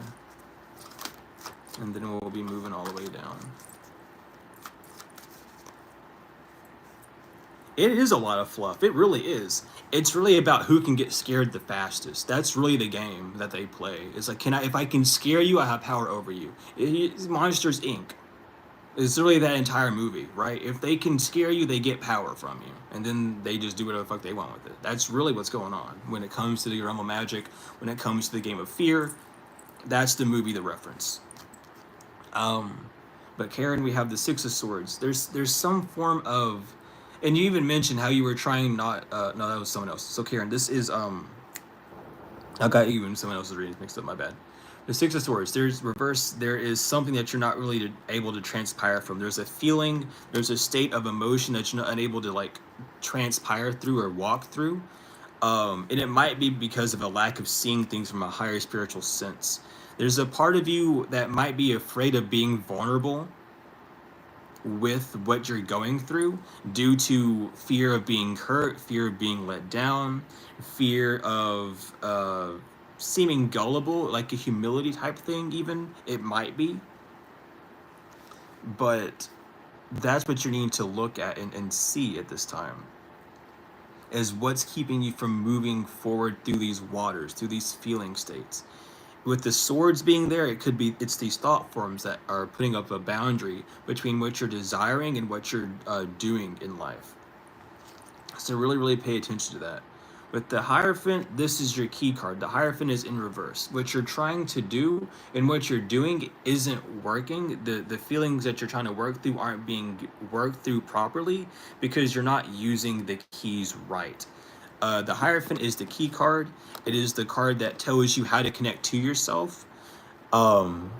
It shows you the connectivity, the two. You are both together, right? You're needing to cross. The Gebo is the cross, right? It's the Gebo's room. That means togetherness. It's a relationship. There's a relationship between yourself that needs to be connected more. And with the swords in the water being here on the Six of Swords, it's about spiritualizing your feelings and not materializing your thoughts as much, right? Really allowing yourself to see the deeper meanings of things, and that's going to allow you to connect to yourself a lot more. It's not that anything's hidden from you. It's not that you are lost or on a wrong path. It's just you're not spiritualizing things in a beneficial way. You might spiritualize it for a second, but then your thought forms will grab a hold of it and contort it to something that's taking you off course. So really pay attention to that moving forward. With whatever this may be, see it from a more spiritual point of view and allow it to nurture you. Pay attention to your five senses and see if they're getting inflamed. And if any of them are getting inflamed, or if multiple are getting inflamed, that's a sign to step back and to see it from a different perspective so that you're not being led astray down a certain path the same. You know what I mean? But Shardai, let me get your... I don't know if it's Charday or Shardai, excuse me. But let's get you for your next steps. and then we will move forward. We'll have Mark after that, and then Vibrit, Marana, Baha, Jennifer, and then Lay, and then we'll be off. It's been a very, very eventful night, though. I'm very happy that everyone came out tonight. I really am. Like, it's been a lovely time.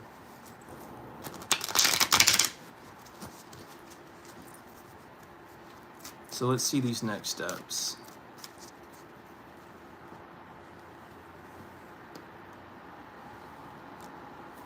How do you mourn people that are still alive? You might just be missing, because it's not really a mourning of someone else. When you mourn, it's because a part of you, a past version of you, sheds off.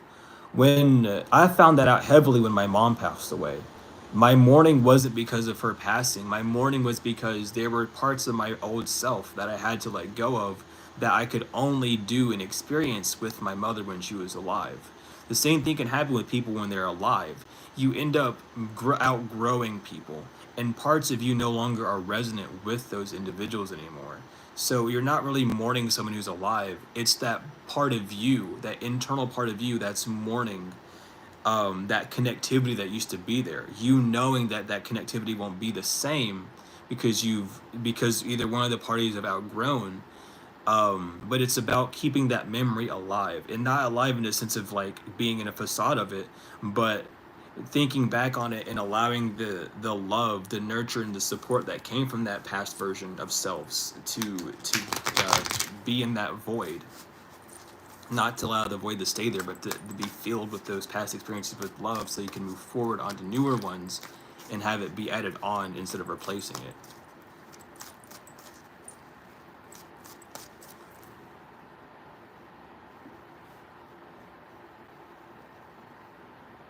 Oh, you donate your spark to Destiny? Okay, I got you.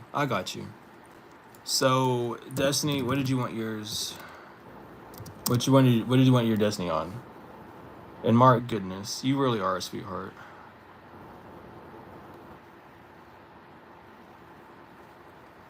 I'll give. Actually, we just discussed it. Never mind. I'm sorry.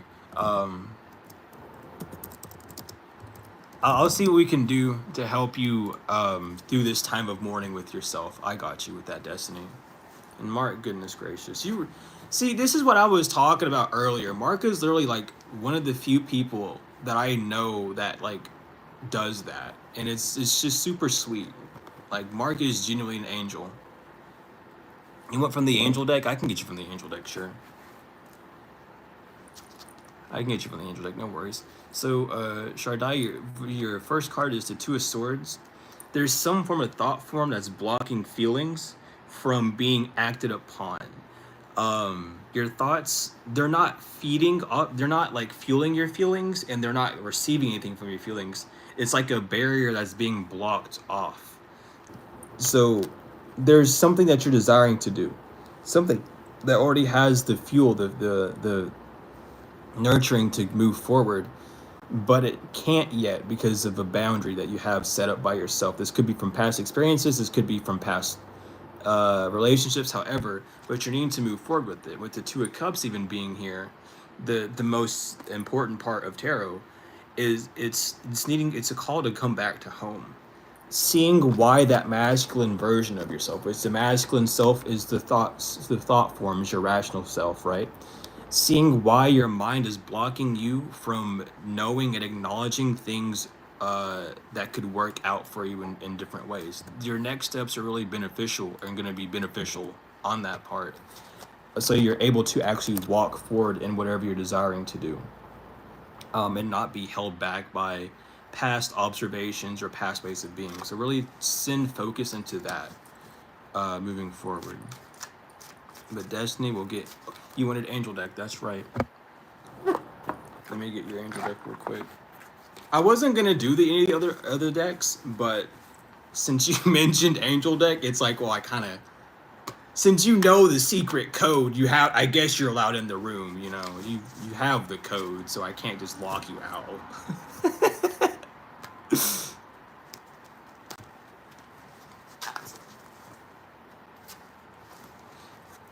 So I'll get you.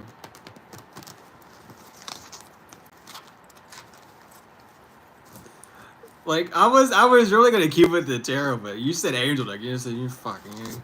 It's like, what is the Sphinx gonna do? You got the Sphinx gave you the riddle and you answered it right. It's not as oh, fuck. You got it right. I guess you gotta come in now. Shit. But no, it's no bother. I'm just goofing. I'm just goofing. I'm just goofing. I'm just goofing. Oh goodness, Phoenix, you did. Did you send it like for a 2 card pool or for an actual reading? Because if you paid for like a 2 card, I'm gonna have to. Because again, it's this Phoenix fucking riddle thing, man. If you already put action into it, I kind of have to at that point. But if it's for a 2 card, I can fit you in at the end because you paid for it already. I have to draw the line there though, so please, I gotta give my fingers a break after this. But I can get you in. It's no worries. It's no worries. Let me get you your 2 cards though here, Destiny. I'll get the bottom in this split. So right now, Destiny, your 2 angels are Gabriel and Michael. You have the 3 of Gabriel, prosperity arising from wise planning, take time to take the next step, optimistic plans that turned out as expected. And the 2 of Michael, all will be better if you just make a decision, over analyzing a problem and find a compromise. So with this and with the mourning, you may be struggling with the mourn because you aren't ready to separate yet, though you know it's time to separate, right? And it makes it harder to separate because that person's still on the physical, right? It's a call and response. And funnily enough, I'm kind of going through something similar. I had to release someone, and I've been doing cord. I was like, that's why I was asleep all day. Is I was going into the astrals and an actual reading. I got you, Phoenix. Okay. Thank you for letting me know that. I appreciate love that. But I'm kind of going through the same situation where there's someone on the physical that I had to remove myself from, and I've been asleep all day, going to the astrals, and talking to them on a soul level and seeing what all didn't work out and seeing what parts of me are still attached to it. You got the day-to-day down? Awesome. We love to hear that. So with the same thing for you, you might need to go. Yeah, I'm doing Destinies right now, Mark. But this is time to just really focus on. You might need to go to the astrals and like communicate with these people. You may need to just talk to yourself on a deeper level, make notes, journal about it, scribe about it, about why you are connected to this individual still, what parts of you are still holding on to it, because actualizing it is the first step to really releasing it. So once you see what the issue is, once you see, not really the issue, but once you see why you're still in that attachment, when you're holding on to that aspect still, it's important to just release that. But Michael and Gabriel are there to help you. You can call upon Gabriel to give you the insight, the messages that you need, and call upon Michael to cut those damn cords out. You know what I mean? So pay attention to that heavily at this time. But those 2 angels are definitely there to help you with this physical mourning, because again, it's something about not being able to release it because it's like on the physical. It's a bit harder to release when they're not when they're on the physical. So just be aware of that and moving forward like that. And yeah, Phoenix, I'll pop you in real quick.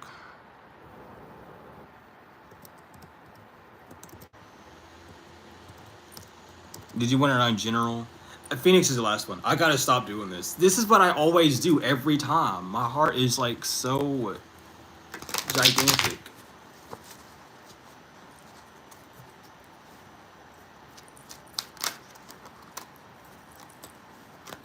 So, if you wanted whatever you wanted yours on, Phoenix, let me know. We'll pop you in for the very last one. But Vibrant, let's get you with your general. And then we have Marana, we have Baja, Jennifer, Lee, and then Phoenix.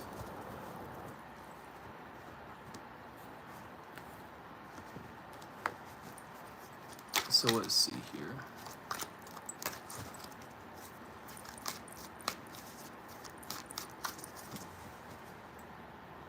Can I get bumped up the line? Yeah, you can. You're after this one, but I can bump you up for sure. We'll do yours then. Let me like reshuffle them real quick. We'll bump you up real quick, and we'll get yours. If anyone else needs a bump, it's nighttime here. Yeah, it's nighttime. It's about to hit 9 o'clock here, so I completely get it. It's no worries. I overstand.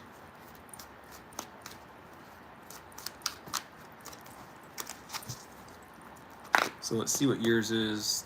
Let me just redo this.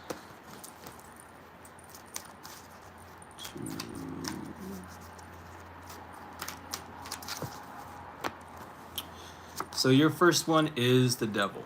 Devil doesn't really come out that much, but whenever the devil does come out, it's a pretty simple card. There's a binding that's happening. You're feeling bound to a situation. Saturn's beating the shit out of you, doing what Saturn does best, right? Saturn's cubes on the card. Your senses are overinflamed, and you're not able to see things from the feminine, from a feeling space. So there's this higher overstanding, needing to focus on things of that nature.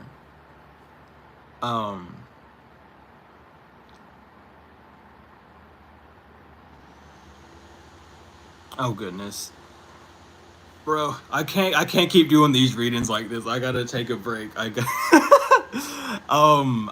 if you email me mistaken for the reading, I'll get yours done. But this stream is gonna end after I get the ones on the list, because I gotta go off and give my hands a rest and give my whole body a rest as well. But if you email me, I can get you the reading for that. But I'll get you. Don't worry. Just email me and I'll send you the 2 card over that. I just shuffled the deck. I got zooped out again. Goodness. Anyway. But Marina, anyway, with the devil card coming up, really this is binding happening. What's the email? I got you. Let me. There you go. There's the email. But pay attention to what you're bound to at this time. Pay attention to what makes you feel restricted. Pay attention to like the lessons that feel overburdening for you at this time, because they're trying to show you parts of you that need more nourishment, that need more of that internal love. Yeah, with the Queen of Pentacles coming out next, that's what's happening. If you feel like the external around you, it's for you. It's for you, Marina. I can't. It's one of the two. Excuse me. It's for you though. With the Queen of Pentacles though, it's showing you the start of something new. So this binding, this constriction, this devil card is coming out because you might be starting something new on the physical, right? There's something that needs a bit more learning about. There's this trial tribulation. The way that the tarot story works is it goes from the Fool to the Devil. The Fool is the first card, the Devil is actually the second. When you take that leap from the bright heavens, you land at the deep, dark depths. You land right in the pit. So you're overwhelmed. Your senses are going crazy when you're first born. You're crying because your lungs are inflamed. Your eyes are going crazy. Your ears are hearing for the first time. The smells are going crazy. You're tasting the inside of your mouth, all that stuff. Your 5 senses are inflared. Your 6th sense is shut off. And this is what's happening right now whenever you start new ideas and new projects. So if you're starting something new, whether it be a job, a friendship, relationship, trying something new within your own life, that's what this devil card is representing for you. Is it showing you being bound to old ways of doing things and needing to do them in newer ways so that you can actually show forth for yourself and allow things to grow and prosper rather than fighting against it, right? So take time to go with the current and not against it.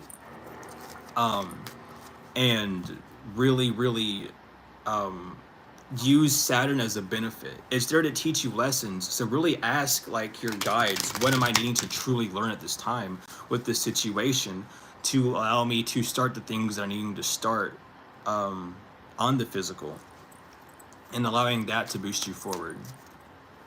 Yeah, I'm loving the new vibe and the new people too, Mark. I've been waiting for the group of people to pop through. You know, it was gonna happen within due time. And it did. If you all haven't noticed, we went from like almost 23K, because we almost hit 23K all the way back up to 25.2K subs. So the new way, we finally made the breach over here, to break through, to the people that we needed to reach. So we finally made that jump. That was a good one to go through. But it's been an exciting past like week. I can't even lie.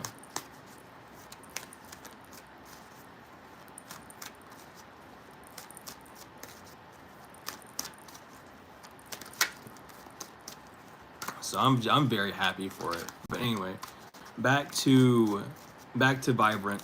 We'll get that one. And you just wanted a general, so we'll get you.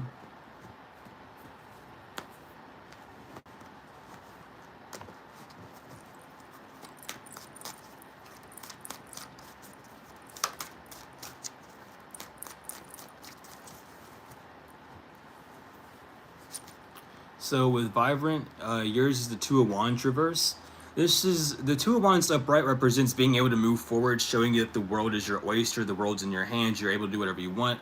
But with the Two of Wands reverse, it's showing a bit of constriction, a bit of non-belief in self. So right now, if you are struggling with believing in yourself, with an idea, with being able to move forward with whatever you're desiring to, really sit down and see what's keeping you from believing in yourself. Is it a lack of belief within the divine? Is it a lack of belief within your own skills? And then working with yourself in that sort of way is going to really boost you forward. With the Seven of Pentacles, and while you're doing this thinking and introspection, don't work on anything yet. Whatever you have set in stone now is doing what it needs to do. Things are growing. With the seven represents the Sabbath. It means to wait, right? So don't move too quickly on the physical. In fact, don't really do too much movement on the physical right now, Vibrant. Take time to introspect, take time to see what is working, what isn't working, what's causing you to feel like things aren't working, and work on that internal aspect. There's times for physical work and there's times for spiritual work. And for you, it's time for that spiritual inner work, not the physical work. You've done all the work, things are growing as they need to. You've put in all the plans, you might be waiting on something to come in, whether from the mail or a response from someone or however. But now is the time to just introspect, relax, see what you can do next. Not necessarily plan, but empty out things that don't need to take up space within your vessel, take up space within your time anymore. But that's what you're needing to do moving forward at this time.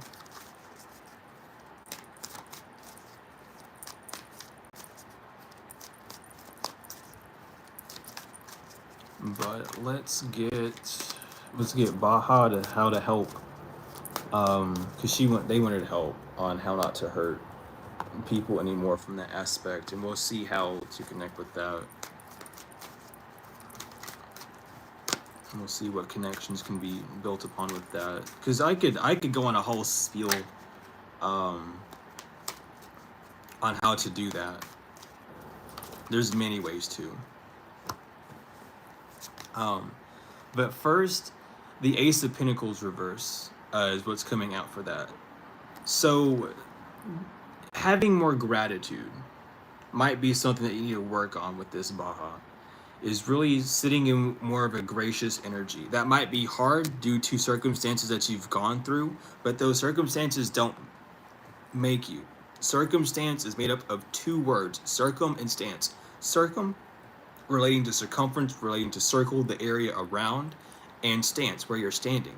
What you've been around and standing around hasn't really been of a good benefit. It might not be seen as one, but you're needing to show that gratitude, that higher vibrational stance, so that you're not bleeding on other people, right?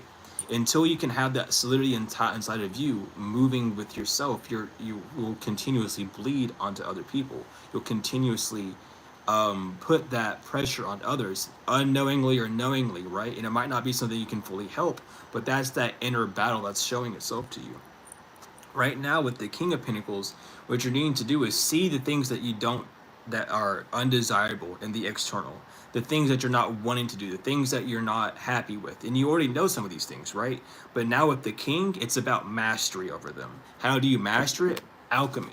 You alchemize it. You begin showing gratitude for it.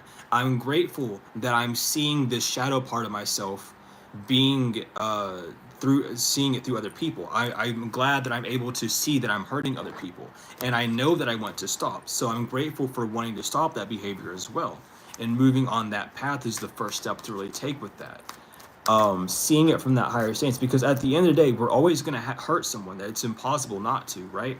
But it's not always going to be like our fault. We're hurt, you know. We all have our own pains on our own sides. But when it comes down to to really seeing where you're doing these actions, it's about seeing how you connect with those individuals on that scale. Um, and when you're at that point, it's important to really just internalize what you're doing. You know, am I overthinking this? Am I pressuring someone because I think they should do more? Am I upset at someone's lack? All these things, and then internalize it. I'm upset because I feel this lack when around that individual. This person I hang around too much is taking up my time, but it's not because I'm hanging around them. It's because I feel obligated to. I feel like it's my duty to do these things. And moving with that, you know, seeing it from that type of vantage point is what's really going to move you forward and help you heal those internal issues. And it might even be like the fact that you're hurting these people around you is because they might not even be resonant with you anymore. These people might not be supposed to be around you anymore, but you're hanging on to them due to like you know, certain physical attributes or liking the idea of the person rather than actually enjoying the company of that wow, of that person. um Jennifer, you're up next. I need to do two things before I even read yours because I'm about to explode.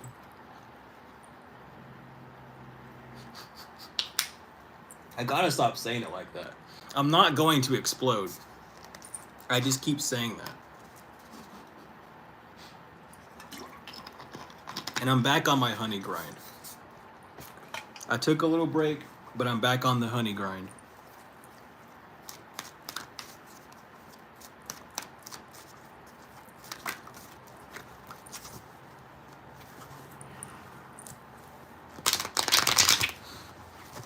But Jennifer, let's get your general, and then Lay, and then Phoenix, and then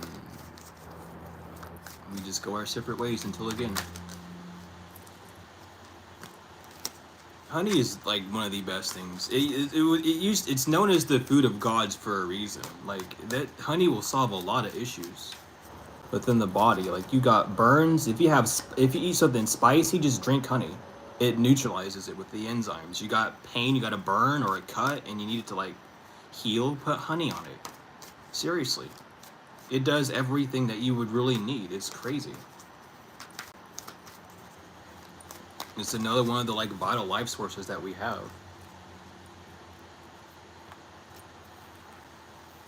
I love bees too.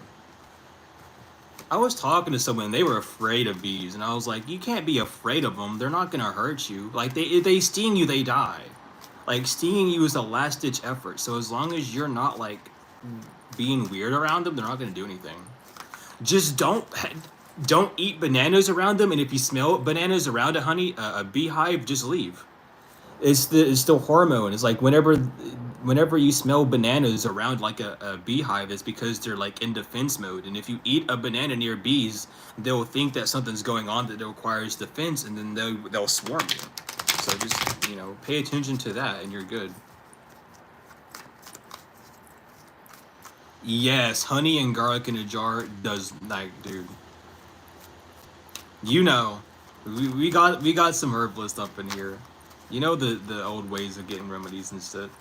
It works. It works. It works wonders. It really does. If you don't want to put a stick of garlic up your nose, then just do that. What is it? 12 hours. You keep it in there for 12 hours, or like 8 hours, 8 to 12 hours in a dark place, and you pull it out. You mix it up and just pour a little bit. You just take a shot of it, and you're good. It's crazy. And Jennifer, let's get your general. Right now, Jennifer, we have the Queen of Pentacles reverse. So there's something on the physical that hasn't quite took off yet, or it's having struggles taking off. This could be a plan, a job, an opportunity that you're going for, an idea that you're wanting to materialize. Whatever the case is, there's something on the physical that just hasn't quite taken its point off. And the Five of Cups reverse, don't feel regret at this time because of it. It doesn't mean that you're doing anything wrong. It doesn't mean that you're making a bad mistake. It's just taking a little bit longer than expected. So really meditate on if there's a better way of working with what you're trying to accomplish, if there's a better route to take, if there's a better way to nurture what you're having on the physical at this time, or nurturing what you already have on the physical as well. There just needs to be a bit more introspect about what you're doing, and allowing that to push you forward. But it's not that you're on the wrong path or anything. It's just it needs more introspection. So don't let guilt get to you. Don't let yourself feel like you got distracted and went the wrong path. You chose the Two of Cups. You connected with yourself. It's just taking a bit longer because this is a new way of doing something for you. But that's what I have for that. I hope Lay and Phoenix are still here. But Lay, it's your turn. Yeah, every time Chica types, I get the huge call to look up. So your energy is definitely felt here, Chica. Okay, Lay's here, awesome. You literally, I'm looking. Never mind. I'm looking at what you just typed here. It's like right. I was like, why am I staring at the screen again? And it's because I'm staring right at your name.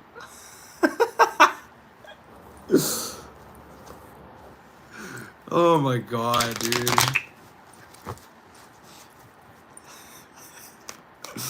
Alright. See, it's time for me to go. I've expended myself. It's time to go. Let's get Lay. Let's get Phoenix. And we'll say the outro. We'll send the love out. But Lay, what's going on for you and your general? Oh Lord.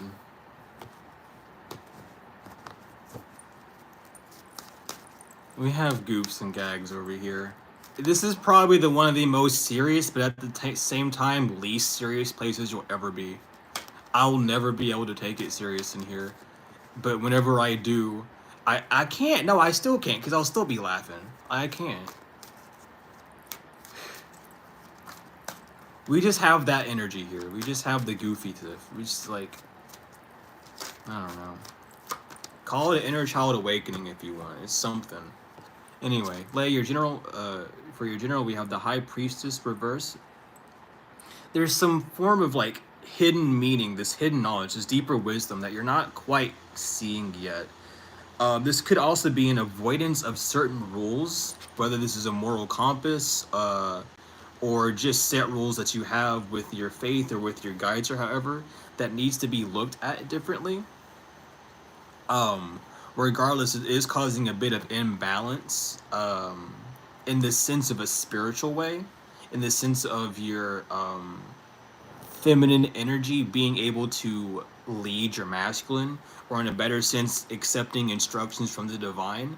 This could just be like a third eye or a crown blockage that you have to work through.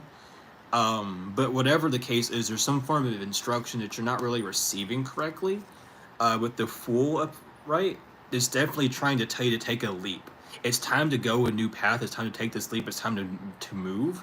But you might not be feeling ready to or wanting to due to certain circumstances. Maybe you just feel like it's not the right time because of how things are looking, or you just haven't received a certain type of confirmation to take a leap, to take that move. But it is time to take the leap. It is time to take a new move. You don't have all of the rules, you don't have all the vision just yet, and it's hidden. So really do some third eye chakra work and do some crown chakra work. Either, you can do it before and during the leap, and of course like after as well, but just to see the path form in front of you. You may be wanting to see like a more stable path in front of you, but that's not being shown to you. That doesn't mean it's a bad thing. It just allow it to form as you're walking. Not sure what the leap is. Do some third eye and do some crown chakra meditations then.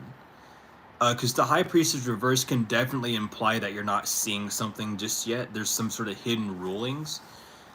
So do some clearings, you know, clean your energy up, do some higher guidance meditations. I have the angelic guidance meditation on the channel. You can try doing that one and see if that one would work, to help you get some more guidance for it. But there is a leap, there is a new chapter that you're needing to take, this new path that's available to you.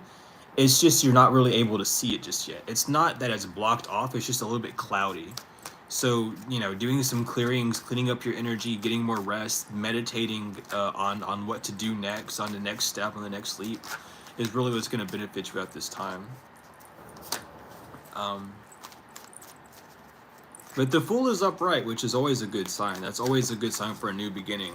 So there is something new arriving for you. You're just unable to quite grasp it yet or see it yet. So just working with that to really see what to do next is always going to be a good and the best benefit for you. Phoenix, here we go. Let's get you in your general. And then I believe this was a very successful day. So I can't even complain. I don't even want to complain. I can't. But regardless, Phoenix, let's get you in. And then I'm gonna clock out. So Temperance reverse. There may be a bit of imbalance when it comes to pouring into your own cup. When it comes to not necessarily nurturing yourself, but allowing yourself to have a full cup before doing and expending it on other things. So really focus on that. This could be a bit of like a higher self discombobulation, or just, you know, being stuck within a mode, like a working mode or a resting mode, and not feeding into that other part of you. So just focusing on that. Again, it's not saying that anything's going wrong or bad, and appreciate the donation, Phoenix. Thank you so much. And again, it's not saying anything is going wrong. It's just the way that you're pouring in your cups is one is empty and the other one doesn't have much to actually fill in. So with the Ace of Wands as well, be careful of the ideas that you're getting. This could just be a very spontaneous part of life for you, where you're having all these ideas and wanting to do this, that, and the other at the same time. But that's not allowing you to fill up your cup. Like, you're overextending yourself. And it's not, you might be feeling it. You might even be feeling like a bit of like you've expended yourself a bit too much, or feeling a little bit drained, or feeling like a little bit weird. And it's because you're kind of spreading yourself thin. So just be aware of that. And don't hold yourself back from not wanting to do something, because holding yourself back is funny. Some people think holding yourself back means like, oh, you're not doing something. Holding yourself back could literally be you being distracted by so many other things that you're not stopping those and doing what needs to be done, right? So focus on that. You know, there's ideas that you have, but the idea that to work on them all right now is not the best. The idea to overexpend yourself and to focus on so many things that, like, the multitask, wouldn't be the best option at this time.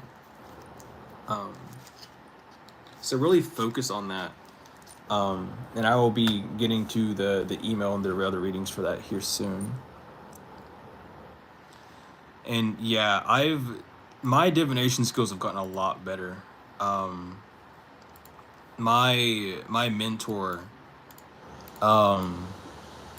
we're talking about what we're creating right now. Me and my mentor for tarot, we're creating tarot card one-liners. So we're basically coming up with very simple, quick, easy ways to describe every single card, except an e-transfer, like bank to bank. I don't, that might work with my Chime. I'm not too sure. I'm not too sure, but I have my Chime's there. If it would work with the Chime, it might work. I'm not too sure. I can't get any other, like, I can't get Zelia or anything until I get like an actual phone number. So Chime is really the only thing I have that might work for e-transfers. that I know of right now actually. Here soon I'll have an actual like physical bank account, which will be good. But for right now, all I have is that. Why did the internet on my laptop die? That scared the shit out of me. Oh my god. I didn't expect to get a. Yeah, I got. Yeah, I don't know. Would it work for Venmo? I'm not sure. How long did it take you to learn tarot? A few months. I've only been reading tarot for a year. This was a genuine like life calling for me though. I started doing it like it's been like a year, a solid year, a year and a few months. Um, but I've bumped into one of the top readers in the world, and they're now my mentor for teaching me how to read tarot and the truth of like tarot cards and what tarot actually is and all sorts of stuff. So this is definitely like a destiny line that I'm on with what I'm doing. It's very interesting. Um, yeah, it is. It's been a wild journey for sure with reading. Um, but I've done it all. I've done all sorts of readings. I've done all sorts of stuff. It's just really just been like crazy. Um, but yeah, we're making like tarot one-liners and stuff, tarot card one-liners to help readings go by. Um, and again, like I don't know if I told you, but we're forming things in the background to get things moving. I'm not going to speak too much on it though, because obvious reasons. Whenever it becomes official, you'll definitely hear me speak on it. Self-taught first. I was self-taught first, and then 5 months, 5 months ago is when I met them. Whenever I started meeting the mentor, um, I found one of his YouTube videos, and at first I didn't like it, but then I started watching his videos more, and the more I watched it, the more it made sense. In this, because I was just like putting up a barrier between it, because I thought I knew it all at the time, and I did not. And he opened up my eyes to a whole new way of existence. So, for the past 5 months, I've been under training because he's one of the top five readers in the world. Is what he was rated. One of like a very high ranked esteemed mystic, and spiritualist. He's like traveled the world giving speeches and stuff, and he just goes around teaching tarot now, basically. Um, but I was very blessed to cross paths with him. Yeah, I actually have tarot classes right now. If you go to the website, um, or you can just email me about it too. I can link it to you there. I have tarot classes actually where we break down the same stuff that we're talking about with me and my mentor. Because my mentor doesn't want it to be hidden knowledge. He wants this stuff to uh, be known. And so what he's teaching me, I'm teaching on a lesser form because we go extremely deep into things. What I'm doing is I'm taking the things that he's telling me and making it into a more digestible term and digestible way for other people to get. Can you inquire about what? Yeah, of course you can, Mark, but sure.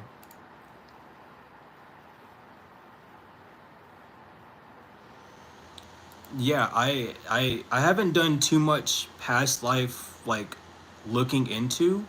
I just know I have very, very intense ties with the Egyptians. And that divination is like a rooted thing within me. It's like I don't know. It's been wild. It's been super wild.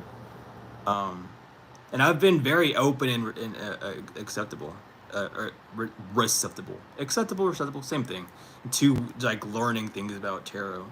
I've took like the mystic route, the occult route. Like I've took the reading on external route. I've took reading objects, picking up energy from objects and stuff from it. I've I've I've done it all. It's bizarre, and the span of a year has been. I can't. If I had to like tell everything that I've read on from a whole year, I wouldn't know where to start.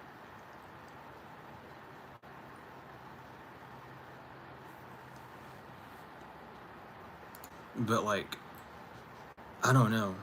It's gone by really slow. I was gonna say quick, but it really hasn't been. I've learned a lot of lessons about this journey just by reading cards and tarot, and it's just bizarre. It's a passion. It's not even something that I want to like. It wasn't something that I did just to do it. It was something because I actually enjoyed doing it. I like that's the only reason why I do these two card pools, like donation based and free and shit. I love reading. It's interesting. It's fun. It tells you how to like live life a little bit easier, a bit more fluent with self. And the more you do it, the more you actually benefit yourself. You know, it's just it's bizarre. It's such an interesting art form, and the gypsies and the Cometics and the Egyptians knew exactly what the fuck they were doing when they created these things. The like it is bizarre. It is like almost I don't know. It's a deep rooted passion. Like it there's something literally in my soul that will not let me drop tarot at no matter what. I can't. I it will always be something that I will always do. I just will not.